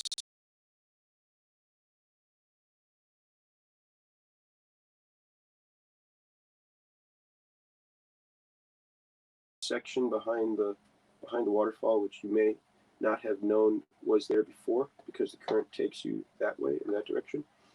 And there's a ladder here, but you can jump into there and grab a heart piece, a heart artifact, and then the pad brings you through all the water and you retrieve all the rupees. And as you just stand there, and it brings you back, and you're good. And so like it kind of like really expounds on like the traversity of the water in the ravine down below Gerudo Valley. That's really cool. That's pretty cool. And then yeah, so this is more exponential of the introduction of Gerudo Valley into Gerudo Fortress. So now we will go to Gerudo's Fortress. This is that place. Oh yes. Oh yes. We will go there soon. We will go there soon. So this is where you got trapped by those horrible women, but you became friends. Yeah, it's kind of like the relationship that you have with a woman. It's kind of like all these horrible people. Like they don't, like they just completely misunderstand each other. And then you develop a relationship and you're like, oh, hey, you know what? I like these people. These are my best friends. Kind of like how it is sometimes in real life. Some of my best friends are women. And it didn't really start off that way, but yeah, just that development of relationship. Yeah, it's okay. It's the best. I don't know. I don't know. It's just kind of like it's at the time of it, it's grueling, but you get out of it, and it really refines that companionship. That it really refines that friendship that you have with them, and really like builds the relationship and really refines it well. And you would have it no other way. Yeah, you probably would probably have it another way, but it really, um, yeah, having that adverse relationship with a woman, and then it really like kind of like expounds, really like defines and refines the value of that relationship with a woman, or even a friendship with her. And it's nice. Yeah. So that's I feel like how like they really implemented in the Gerudo female warriors. It really like defined that kind of like conflict with women, but afterwards, like you realize, like wow, like you're just really developing that valued relationship, and like it really like plays to the value of having that relationship with them, and not yeah, like it's just like it just kind of like it was it was nice. It was like I felt like I was being imprisoned by these women, and then I went through the most grueling trials and fights with these ladies, and then I come to find out that like I became their best friends afterwards, and it really like played to like kind of like relationships with women in real life, and it was like I liked it. It was cool. I was like these were my favorite. These were my worst enemies in the game, and they came to be my best friends in the game. So like it was cool. Like it was like yeah, you proved your worth. You know what? I think I'll be your friend. It's like cool, thanks. I like that. you too. But it just refined my character even that much greater, that much more, and it was nice. It was cool. I liked it, both in the game and in real life. So this is the Gerudo Fortress, and I feel like I feel like the character development could be more like that in modern day games. It'd be cool. I think people would appreciate it more, to really expound on the truth behind things, and just maybe not the truth, but like, yeah, like have things more like more real and more like the aspect of honest relationship and honest character development and honest interaction with people. It's nice. It's nice. It really makes you value uh, people and just like the characteristics of people. It produces that much more valued um, aspect and relationship of like you gruel through the hard times. You gruel through like your, it's like your best friend. Like you like your enemy. You fight your enemy on the playground, and he's your ultimate enemy, and you fight him. You get into a fist fight, a grueling fist fight with him, and the next day you're best friends. It's like that's just how it works. It's just how it happens. It's like marriage, except without the fist fighting. Hopefully, without the fist fighting, definitely without that. Oh my gosh, it's just more of like arguments, and you overcome it, and it produces that much more of a valued relationship. It's great. I love it. It's like it refines you that much greater, and that's what I value. That's so much greater. It's so much. It's so good. You understand the aspects of people, and you understand, and you grow up, and you realize that like you understand like people's heart and people's trials and people's like that maybe you're not their problem. Like you recognize the turmoil that they're going through, and you recognize their heart, and like going through trials and tribulations, you recognize people's pain, and you can recognize it, and you can be that confidant, that friend in the midst of what they're going through, and produce that um, refinement, that grueling refinement. And it's like it produces, you get the best friendships and relationships from that. And if for the future, it's just that constant refinement. If for the future, it's like it provides where like you can assess a relationship, you can assess a friendship, and be able to be that support mechanism that um, you can just uh, what is it like you can just assess it right away and be like provide that support to them without without the grueling aspect of going through that bucking heads. Like it's like you understand it, and you're like, hey, I'm not I'm I understand you. I'm here to support you. I really enjoy this relationship, this friendship. It's valued in a greater way, and you can assess it easier on a deeper level. It brings you to that much greater intimacy with your loved one, or with a potential relationship with that girlfriend or spouse, or even a deeper friendship with someone. It really expounds on that so much greater. Yeah, so I really liked Gerudo's Fortress. It was one of my favorite experiences in the game. I really enjoyed it a lot. Yeah, it was grueling going through it, but I loved it. It really, really like made me that much greater of a player, and really expanded my like it really like refined my skills in throughout the game. Like I really enjoyed it. Like growing up, I hated this level. I didn't like it, but now coming back to it, it really provided that challenge that really like satisfied me. I'm like, I like this. I need more of this. This is great. And so I go from coming into Gerudo's Fortress and then going to the rest of the game.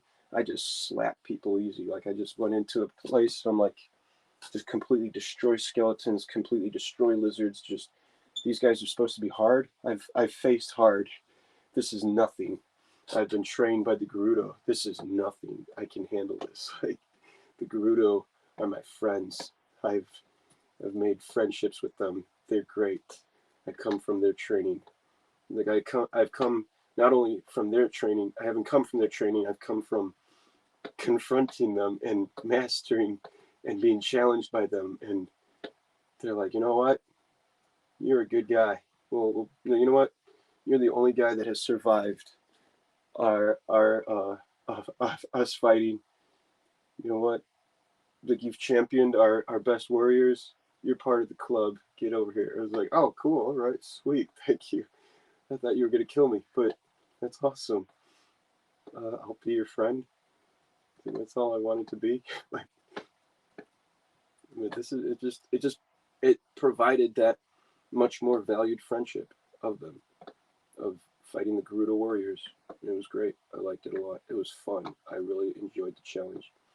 Yeah, it was like instead of killing me, they made me part of the club, and I was surprised. I was like exhausted, but I was like, this is a great reward. I appreciate that. That was a great conflict. I enjoyed the challenge, and I appreciate the reward and valued the reward that much greater. I think I believe that there's a quote by George Washington. Um, I'll look it up real quick. I'll look it up real quick. Um, it's about overcoming conflict.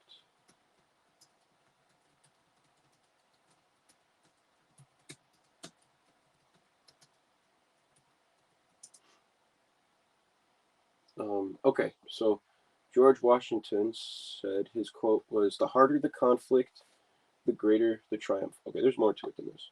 Sorry, that's not. Well, that is the basic. Um, what? That is the basic quote.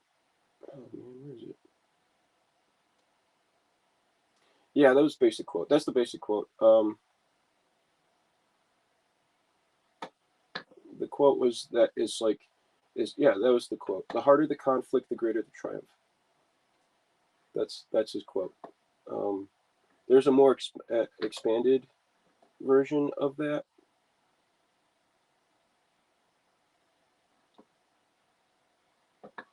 Um, there's a more expanded version of that quote. There's a greater thing that he said before it, but basically the harder the conflict, the greater the triumph. So like it's like yeah, you going through the Gerudo village, fortress. It really um, like it really excuse me. It really like going through that challenge really made me value the reward so much greater. Like that friendship and that acceptance and like kind of like valued that here's your membership card and you didn't have to value it. They didn't say okay that you better value this. No, it was like you valued it. You like I overcame. I confronted these my enemies, and now I value them more my as my closest confidants, as my as my companions in battle. Like I value this friendship. I value this acceptance into the club that much greater because I had to overcome such hard conflict. And like it was like I value it. You don't have to tell me to value it. I do. I value it, and like they respect that. It was like a mutual respect. It was great. That's what that is. I enjoy that both in the video game as well as relationships. It was in friendships and relationships alike. I really like it a lot. I enjoy that companionship. So here is the trials, Gerudo trials in Ocarina of Time.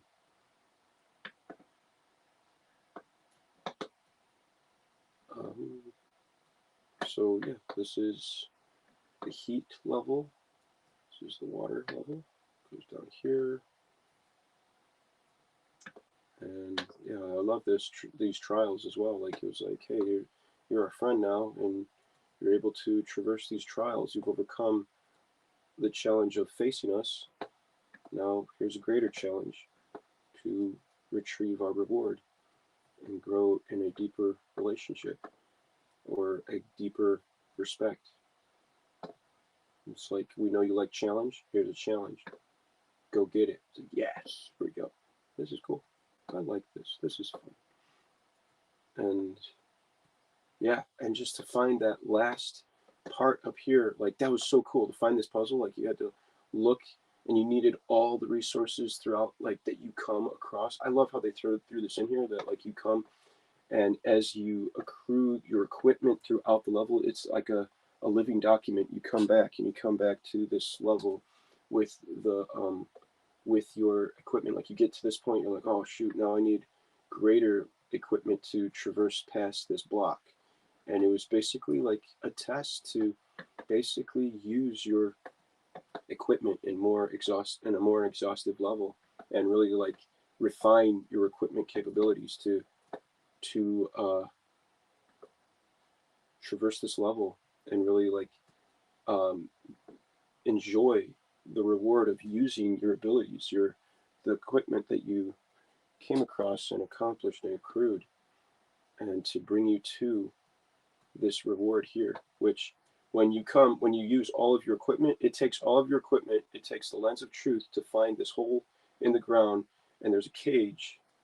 Okay, I don't think you see the cage. Maybe the back face cone was on you. Yeah, okay, so you're in this cage, you come here, you finally accomplish all of that you need, and you come to this cage in here, and I think there's a treasure chest in here to find a key. Or not even a key, but like the final key, and the final key doesn't even open up this level. There's no entrance in this level. This hole here, this hole in the ground, you can't see this. This is covered up. This is covered up. You can't see it. You just see ground. It's a ground plane. And in order to reveal this, you need the lens of truth to see it, and you can't see it. You have to. This cage is blocking your view, and you can't see it. And so you have the lens of truth, and you're looking at it, and you have to exhaust all of your resources and all of your puzzle knowledge and all of your intelligence to find this hole in the ground. You're like, wait, there's a hole over there, but and it's like you can see underneath there's a cage here. So like you're like able to, like, you're like, wait, so I can go here and come into this area here and climb up this ladder here. This is such great puzzle inquiry and creation that you have to like find through all this stuff. You're like, I got it. I find the final, and I found the final key. And you finally find the final key, and you go through all of this, all these places, all these doors, and you finally open it up and you traverse it to get to the treasure chest. And in it, you find out that you get the ice arrow. That's where like you get the ice arrow from. That's the reward that you get. You get the ice arrow in this section. I apologize. There are spoiler alerts in this video. I'll put that in the description. I'll make sure that people don't are aware of this, that there are major spoiler alerts in this video. I'm just going to tell you all the rewards and all the behind the scenes stuff. So yeah, so you get the ice arrow in this. So if you do go through this level, I apologize for the spoiler alert, but if you ever do go through this level, there are two choices, two avenues you can take. You can take this one, and you have to go through, like, okay, you got to get to the main objective, the main reward here. This path leads you to the reward. This path leads you to other rewards, such as, I think, heart pieces and like keys and rupees and riches.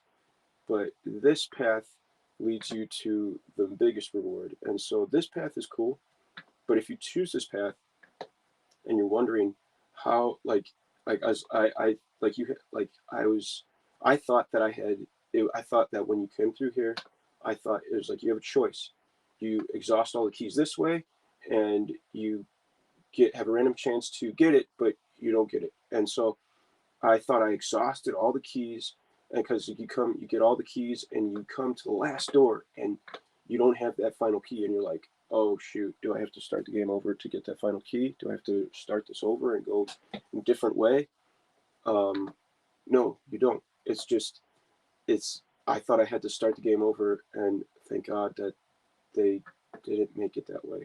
So like, the final test is trying to find the final key to get into the final room, and so it's so cool. It's so like that was that was so rewarding too. If you ever do this again, I suggest taking the right path first and get through to the end of that. Oh shoot, and then take the left path, and really expound and exhaust everything in the trials to get to the final reward. That was fun. That was cool. So we will keep going. Haunted Wasteland. Let's go to the Haunted Wasteland. This is a large level. This reminded me of God of War. This was cool. Okay, I am sorry. We are exhausting our time here. We'll go for another half an hour. I know I was late, but we'll go for another 30 minutes. We're coming up to the end of our stream, but we'll go for another 30 minutes because I really have taken my time on these levels, and we'll expound more on this. I'll do another video next week on this, and we'll really expound on this maybe next week. I'm saying, well, definitely next week, but I'm thinking I'll let you know if it's sooner. I'll do it definitely next week.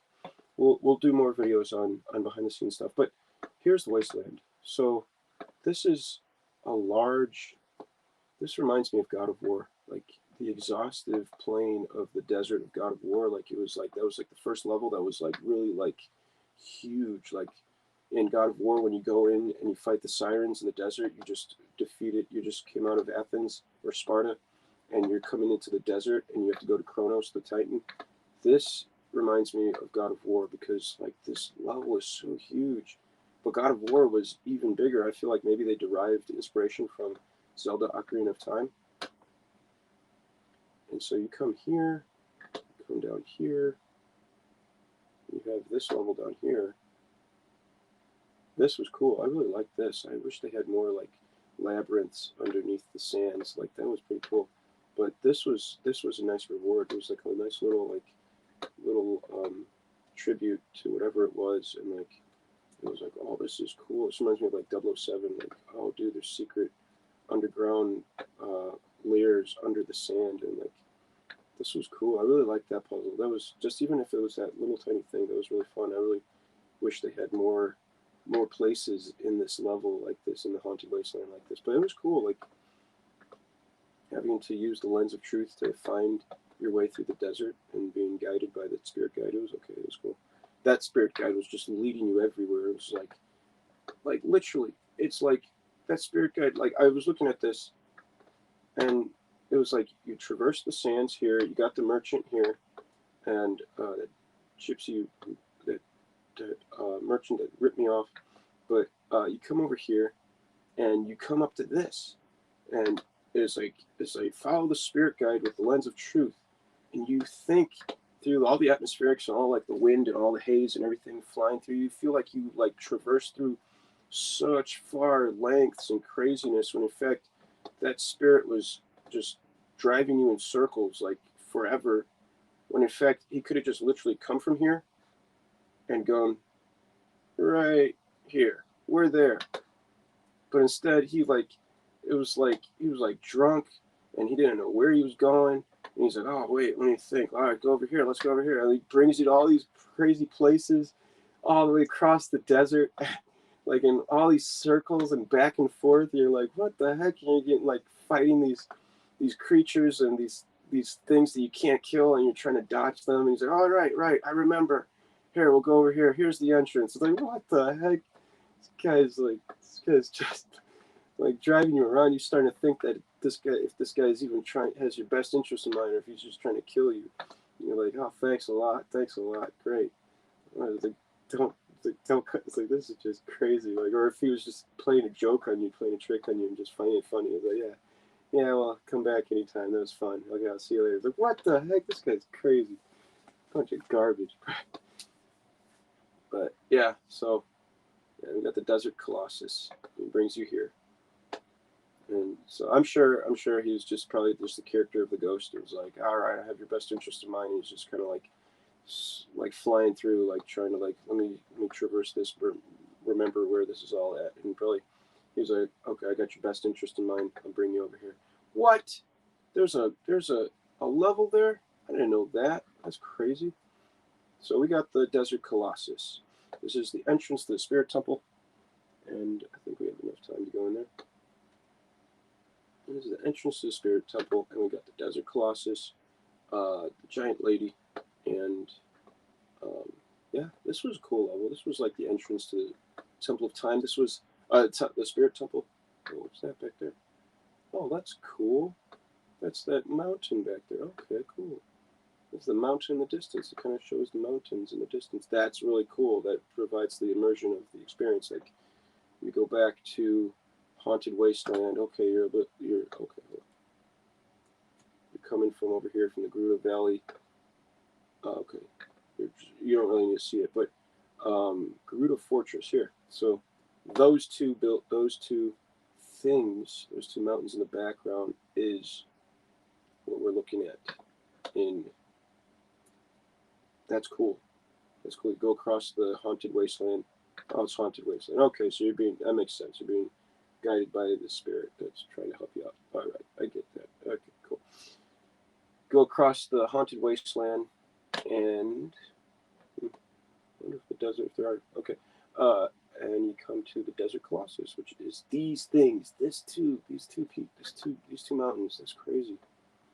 And the Desert Colossus is the only place that you come to. It's like the only major temple. Oh wow, it's the backside of it. This is cool. What? What? Hold on. So you're looking up. You're looking up at this thing. There isn't even anything up here. This is crazy. This is cool. So you're just looking from beneath the hands, the body, and okay, the giant skull. It's like a sphinx. That's cool. This is cool. Wow, this planet kind of destroyed. That's pretty cool. It's like a sphinx. That's cool. And yeah, so these are the two mountains in the background of the Haunted Wasteland. And let's go into the Spirit Temple. Wait, we got Haunted Wasteland. Yeah, okay, Spirit Temple. Hopefully my computer does not crash.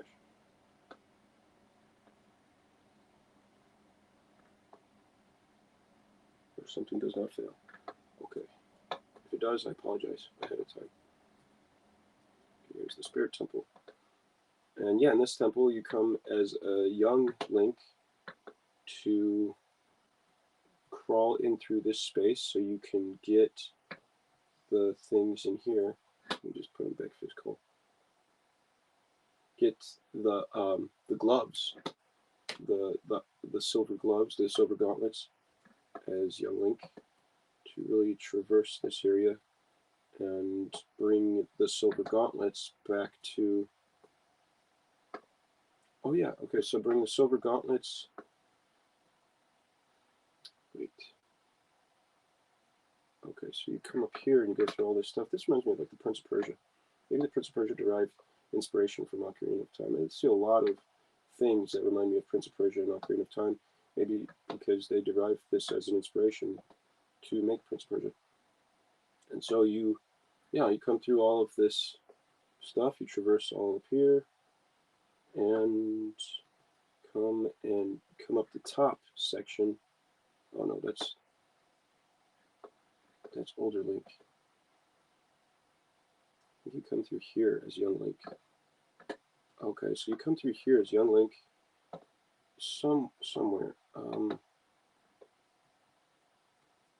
Yeah. Okay, so this is the young Link side.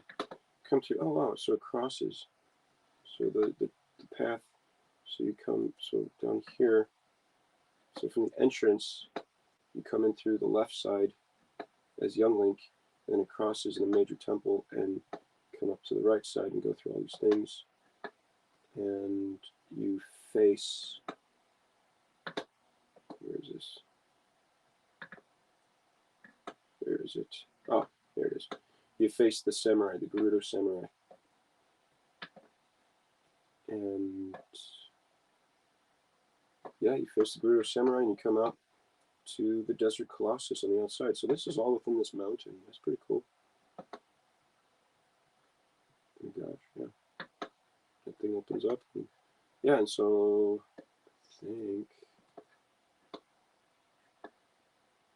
I think you do that. Okay, and yeah, and then you come back as adult Link and you go through the same process through different things with the silver gauntlets. And you come back to the top and you face the Gerudo samurai again as well. And you come to find out that it was that one girl that was trying to take advantage of you to get you to come in here and endanger your life to get the silver gauntlets while she just walks away scot-free with the gloves, but she was captured and she had your best interest in mind in the end. And she helped you out in the end and was like, you know what? I like you. You're good. You're a cool guy. I'm going to be best friends with you. And yeah, it's kind of like develop that relationship with her as well. Sort of. But, yeah, it's kind of like, man, this game really, like, expounds on real, like, depth, kind of like real good things, like depth of relationships and character development, and, like, this is really cool. Yeah, it touches on controversial subjects, but it's like that's what makes the relationship that much greater. It's like that much valuable, that much more valued. And so it's really good. It's really great, actually. I like it. And then, oh, I think you travel through here and you fight those witches. Yeah. Yeah, so Spirit Temple mid-boss. Okay, so this is where you fight those witches. You come through here. Oh, okay, so you come through here. Dang, this was cool. This really, like, what? I don't remember that there. I must have missed that. Must have been, like, just too busy looking up and fighting these girls, these witches. And so, yeah, and this kind of, like, really expounded well on it. So, yeah, I really like the, Niboru. Her character was cool. I really liked her a lot. She was cool. She was, like, probably, like, the most mature character before you go and meet Zelda. That was cool. Like, all the relationship aspects of Zelda Ocarina of Time was really great, really expansive. I really suggest going back and playing the game if you have not. Yeah. So, yeah, and this is where you fight these witches. Gosh, maybe they were trying to sacrifice you or something. It's really sad, but yeah, it really but it teaches you in this level. It's a tutorial on how to fight Ganondorf. And although this was supposed to be the second to last temple that you go to, it ended up being my last temple. I did the spirit. The spirit temple was supposed to be the last temple. No, the death temple, the shadow temple was supposed to be the last temple before you face Ganondorf. This was supposed to be the second to last temple, but this was my last temple. Excuse me, because I finished the shadow temple earlier on throughout the game. And this was my second to last boss fight before so this was my last temple fight. Let me get out of here. So this was my last temple fight before fighting Ganondorf.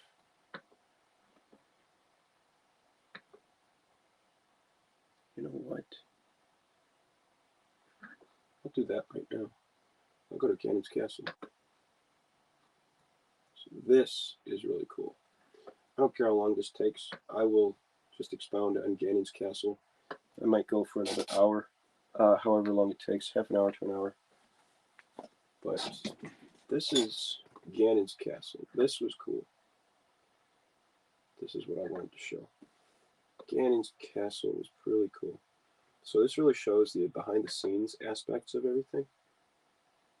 Like this was just like all the challenges of everything you faced throughout all the game, all the temples that you faced, and really like challenged you. I really enjoyed this a lot. This was rewarding to come through here and face all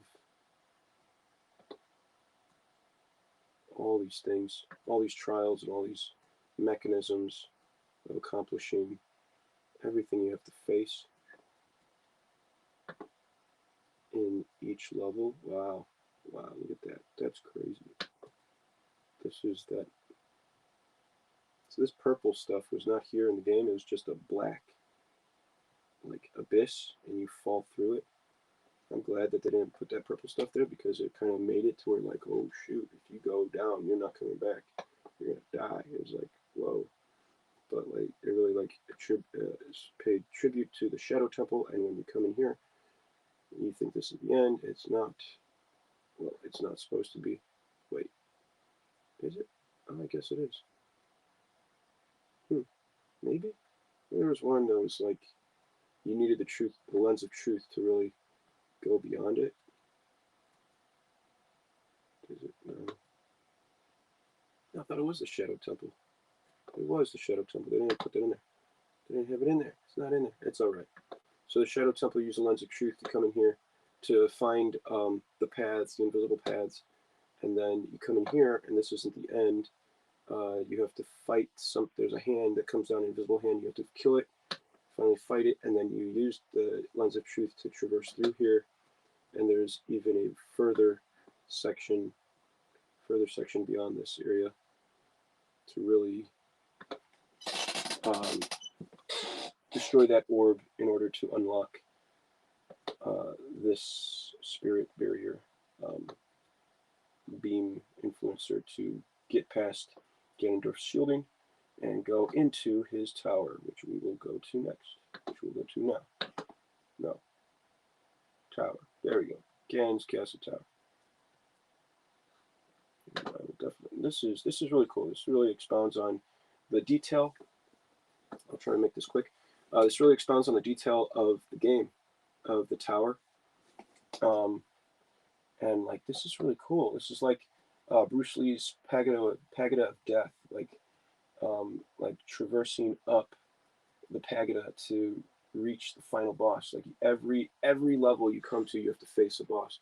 Every level is like okay, and the boss the adversaries get increasingly harder. It's like whoa, this is cool. And then you fight the two samurai. You fight two samurai, and I think you can fight them both at the same time.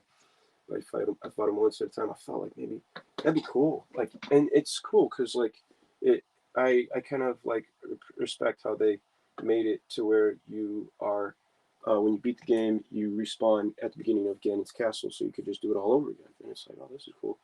So like you can really like exhaust and like you exhaust your playability and your enjoyment of the final boss, the final level, and at least I think that's what that is. And then yeah, and we got the tower here. It brings you up here to to Ganon's castle, to Ganon's tower. It's the final tower, final part of the tower. And if anyone likes me to expound on like finding another aspect of the level, please comment below, and I will go and expand on that section of the level that I may have missed that you'd like to see. But as well, if you'd like to find it out for yourself and do it for yourself, you can just always go to noclip.website, and you might have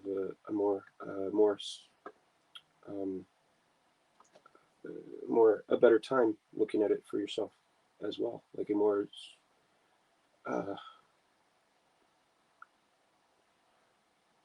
what's the word?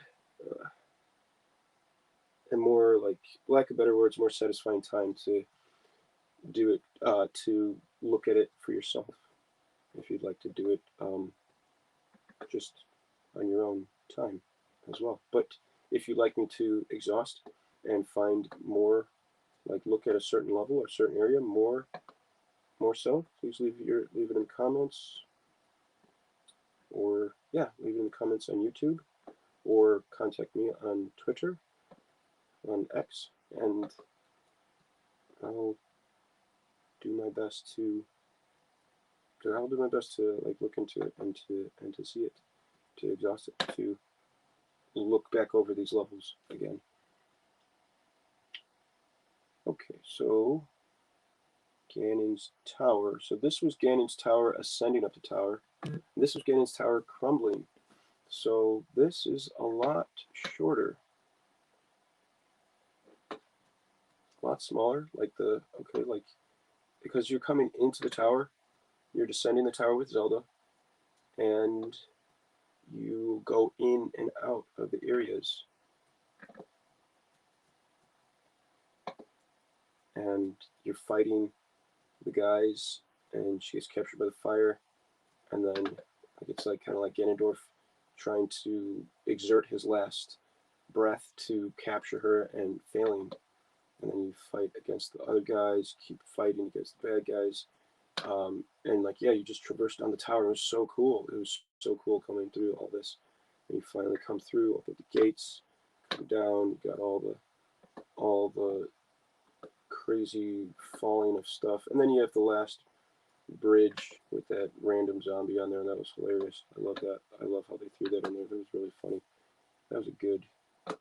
Whoever put that in there, that was horrible. That was horrible, but it was funny, and I loved it. It was great. It was a great little thing. Like you're running out, you're like, I'm finally there, and you got a random zombie. You're like, what the heck? Where'd that thing come from? And it starts like sucking the life out of you. You're like, get this thing off of me, and like you finally get out, and you're like, oh, thank God, I made it. So Ganon's castle crumbling. Oh yeah, okay. Here's the bridge. This is what it was. Okay, here's the bridge. This is the bridge where. Okay, so it was here.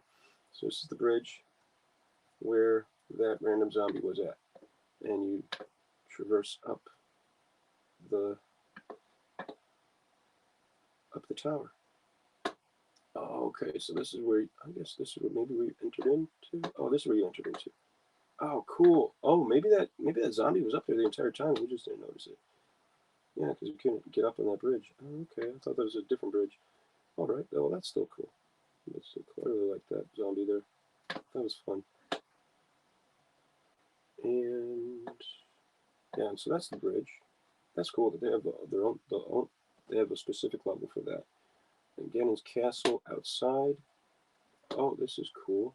I didn't know. I never seen this. Oh, I did see this. Okay. Yeah. So this is Ganon's castle initially before you go into cross the Rainbow Bridge and get into Ganon's castle. So this is yeah. There's nothing here. It's just basically just this is it. This is it. It's so simple. So simple. This is it. These are the towers. This is it. There's nothing up here. It's only from you see it from beneath. Look at that. Look at that. What is that? Look at that. That's crazy. What the heck? But it's artistically developed. It has art direction and look development. It's crazy. It's so like it's made so that you only see it from below. That's crazy. That's ridiculous. Look at that. It's gone. Like half the castle isn't even there. It's just plains. It's just cylindrical plains. This is crazy. Oh my gosh. And like it kind of shows. It's like it's so simple. So simple. It's just that's the place where you'd be coming down. You're running down, chasing Zelda, like following Zelda, and you're coming down this path, and there's nothing even here. Nothing even here. Coming from the top of the tower, and you're descending all the way down. It's so crazy. This is crazy. This is so cool. As it's crushing, as it's collapsing, you're like, oh my gosh, this is cool. Look at it. So you're just looking at it from this point of view.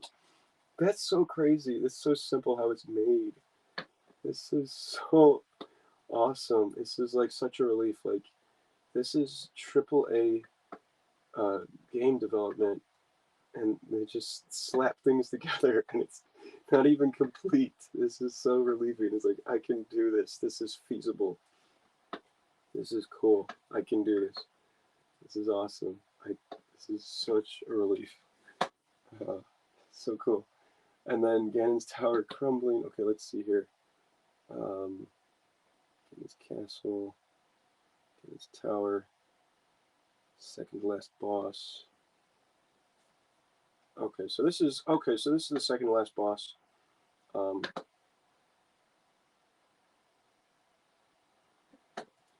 Main conflict where you're coming up to the top and you keep getting slapped down by Ganondorf down to the bottom. You have to climb your way back up there. This is genius level design, how they made this. If this was implemented in modern day graphics, it would be so epic. It'd be crazy. It is epic, even as during the time of itself. I have never had to fight a crazy boss like this ever, where like you're on a platform and you're fighting this guy and he hits the ground and destroys the environment around you and throws you, and like you get blasted off the platform all the way down here and you have to climb back up to the platform that you're fighting at just to get destroyed again. And it's so crazy until you finally figure it out, like, oh, I have to get onto these platforms and hit his, like in attribution to how you had to fight those two witches. It's like, okay, you have to fight. It's like a hint at how to fight the final boss, and then he throws his orbs at you, and you have to hit him back as an attribution to the first final boss of the fourth temple that you had to fight, Phantom Ganon. And you're like, oh my gosh, I remember this. I forgot about that, but I remember it now. This is crazy. What the heck? And then not only that, but you defeat him, and he destroys it, and you have to descend down a giant tower to fight him. Okay, yeah, you have to descend down a giant tower to fight him on the final battlefield, where there's a ring of fire, and you're just using your final wits to fight him without the sword. It maximizes your creativity of being the hero of time. You don't need the sword. You can defeat him without it, and then you finally put him down with whatever you have to prove to you that you are worthy to wield the sword. And you go and you get the sword, and you just fight and combat Ganon, this beast, this devil, with the sword that you are worthy of wielding, and you completely send him back into the abyss. And it's ridiculous. This is crazy. This is an awesome game. Man, have you ever heard of a more epic battle, final boss battle than this? This is crazy. This is awesome. If you have, please, if you have, please throw your favorite, and even if it like, throw your favorite boss battle down in the comments below. This is ridiculous, man. This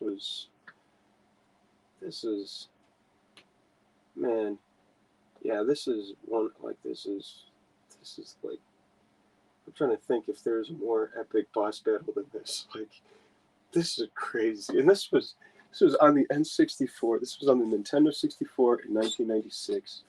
This is crazy, dude. This is ridiculous. These guys, they like threw everything out into it. They just poured out their hearts into this epic boss battle. They're like, oh, we'll have them fight up here, and then we'll have them go down here and traverse the tower, and bring you down all the way down here, and fight them in this ring, this fire of death, this ring of death. This is crazy.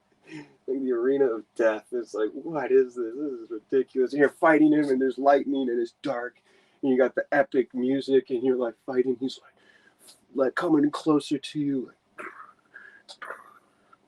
and it's like in slow motion. You're trying to figure out what to do and how to go about this. It is so crazy. It's so awesome. It's so cool. I love this game. This game is awesome. This is ridiculous.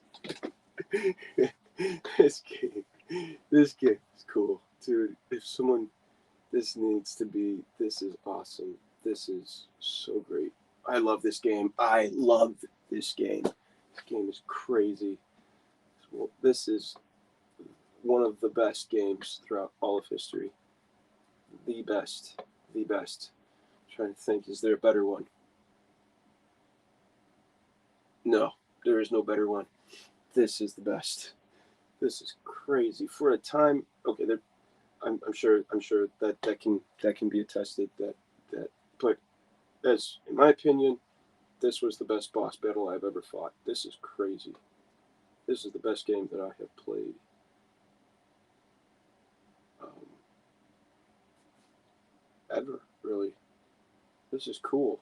Man, I'm trying to think of like this is crazy. This is a really good game. Man, just for the time, let me yeah, so this is Ganon's battle. And Ganon oh okay, Ganondorf's death. Here we go. Okay, so this is the descending down the collapsing tower. Okay, I didn't realize this. Okay.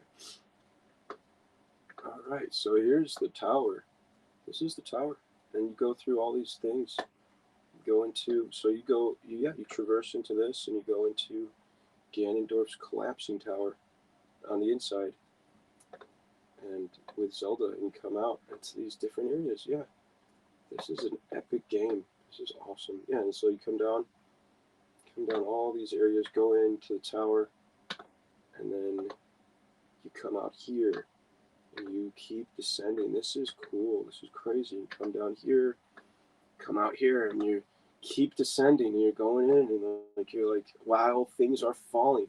Wow, these fireballs are falling. I never. Since there's a countdown. Oh, geez. Oh, dang. I never noticed that. Since there's a countdown, I never stopped and bothered to look up at the falling debris because I was like, oh shoot, and I didn't want to get hit by them as well. And so like, yeah, you're looking down at this, and yeah, you assume that like, okay, the tower is expansive, that this is the tower that you're looking at initially when you come into the level, but because you're looking down, you're like, whoa, this is so high up here. We're so high up here. When in fact, there's nothing below this. It's just, that's the tower. That's the tower. That's crazy. That's the level.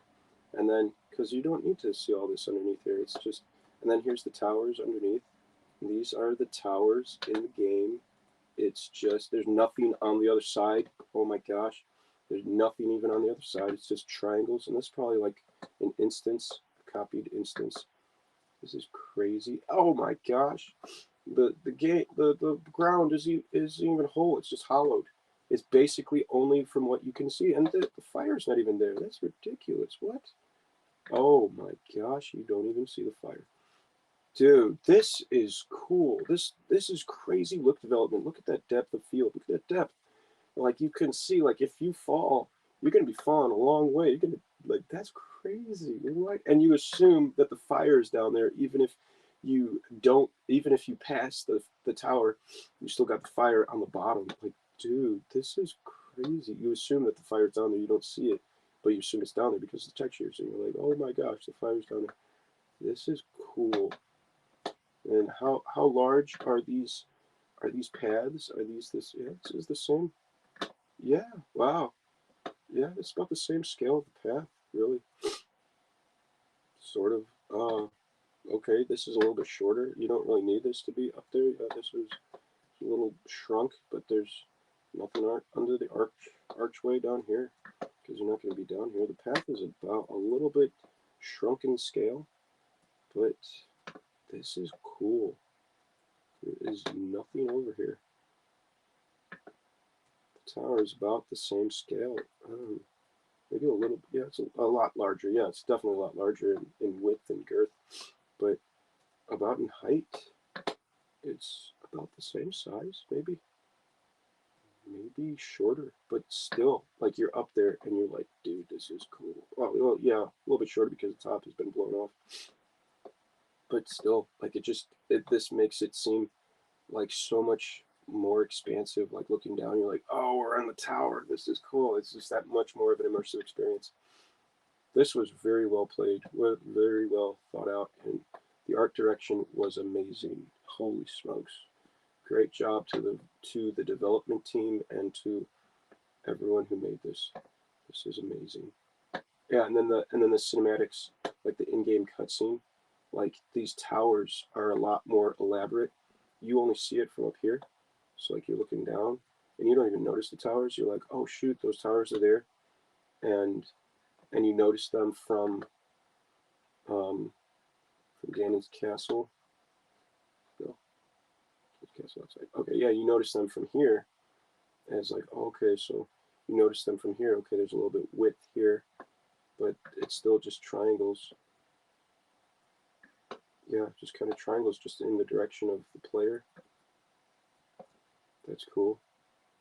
Yeah, that's awesome. That they really thought it out well of where there would be tower placements. And then in the cutscene of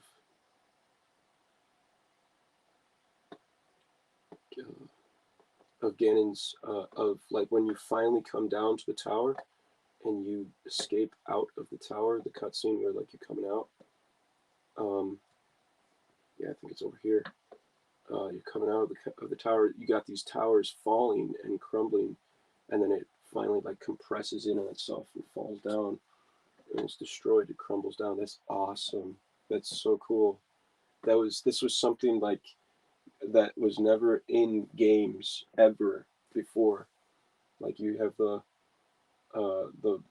crumbling of the tower, that cinematic of the tower crumbling, and that immersive experience of you're on this crumbling tower and you actually watch this tower crumble. This is crazy. Uh, like yeah, and you finally have like the tower completely collapsed. This was crazy. This was a great game. Holy smokes. Great job to the development team for this. This is ridiculous. This is awesome. This is awesome. I'd like, my gosh. Now I kind of see why they haven't made a like a reboot of it, a remake of it, because it would they really need like they really need to maximize like the playability immersion and like really like have that in depth make it good. They really need to make it like good. So they're probably like waiting like we're gonna wait for really good graphics to come out before we remake this. Like this is awesome. Or even leave it to the fan base to do so. Like have those people do it and like have their passion emit through it. Like I'd love to do that. That would be crazy. That'd be awesome. I would love to remake this and really make this great. Like according to like not great. I mean like re-implement it in modern day graphics. Like, this is cool. This is really cool. This is awesome. I love this. So yeah. Well, thank you for joining my stream. I'm just gonna leave it here. I appreciate you joining me today. Yeah, I'll leave it here with that. Yeah, so thank you for joining my stream today. Thank you for joining my stream today. I appreciate you coming out and watching me. I will definitely expound on this. Excuse me. I will probably come. I'll do this next week as well. And I'll really go and like really exhaust every level. And just really like kind of like there's only a few levels left. There's the unused scenes. Been through the Gerudo Desert, Zora's Domain. We still got Lake Hylia and the Water Temple to go through. We have Hyrule Town, Castle, and more stuff like Chamber of Sages, as well as Kakariko Village and more of the Forest Temple, as well as the Shadow Temple and that stuff. I don't really like that horror stuff, but we'll go through that. We'll go through that briefly. Yeah, we'll go through that. Yeah, we'll go through that because Bongo Bongo was my favorite boss, but or my favorite boss before Ganondorf. Because Ganondorf was awesome. I really enjoyed Bongo Bongo when I was a kid. I don't know, I really liked that. That was my favorite boss when I was a kid. It has a special place in my heart. I don't know. It's like maybe he was playing the drum or the hands, and just like you had to look into like the through the lens of truth to see him. You're like, whoa, that's cool. There's a creature there. But I thought that was pretty cool. But yeah, I'll do another video. I'll come back next week. We'll do another video of expounding on the behind the scenes stuff of the levels of Zelda Ocarina of Time. And yeah, there's still a lot to do. Still a lot to look at. We've looked at about half of that. Yeah, and you're more than welcome to come to this site and look at it for yourself. It's really awesome, really great. So thank you for joining my stream. Uh, I appreciate your viewership. And I look to see you next week. Um, yeah, I look to see you next week and expound more on this.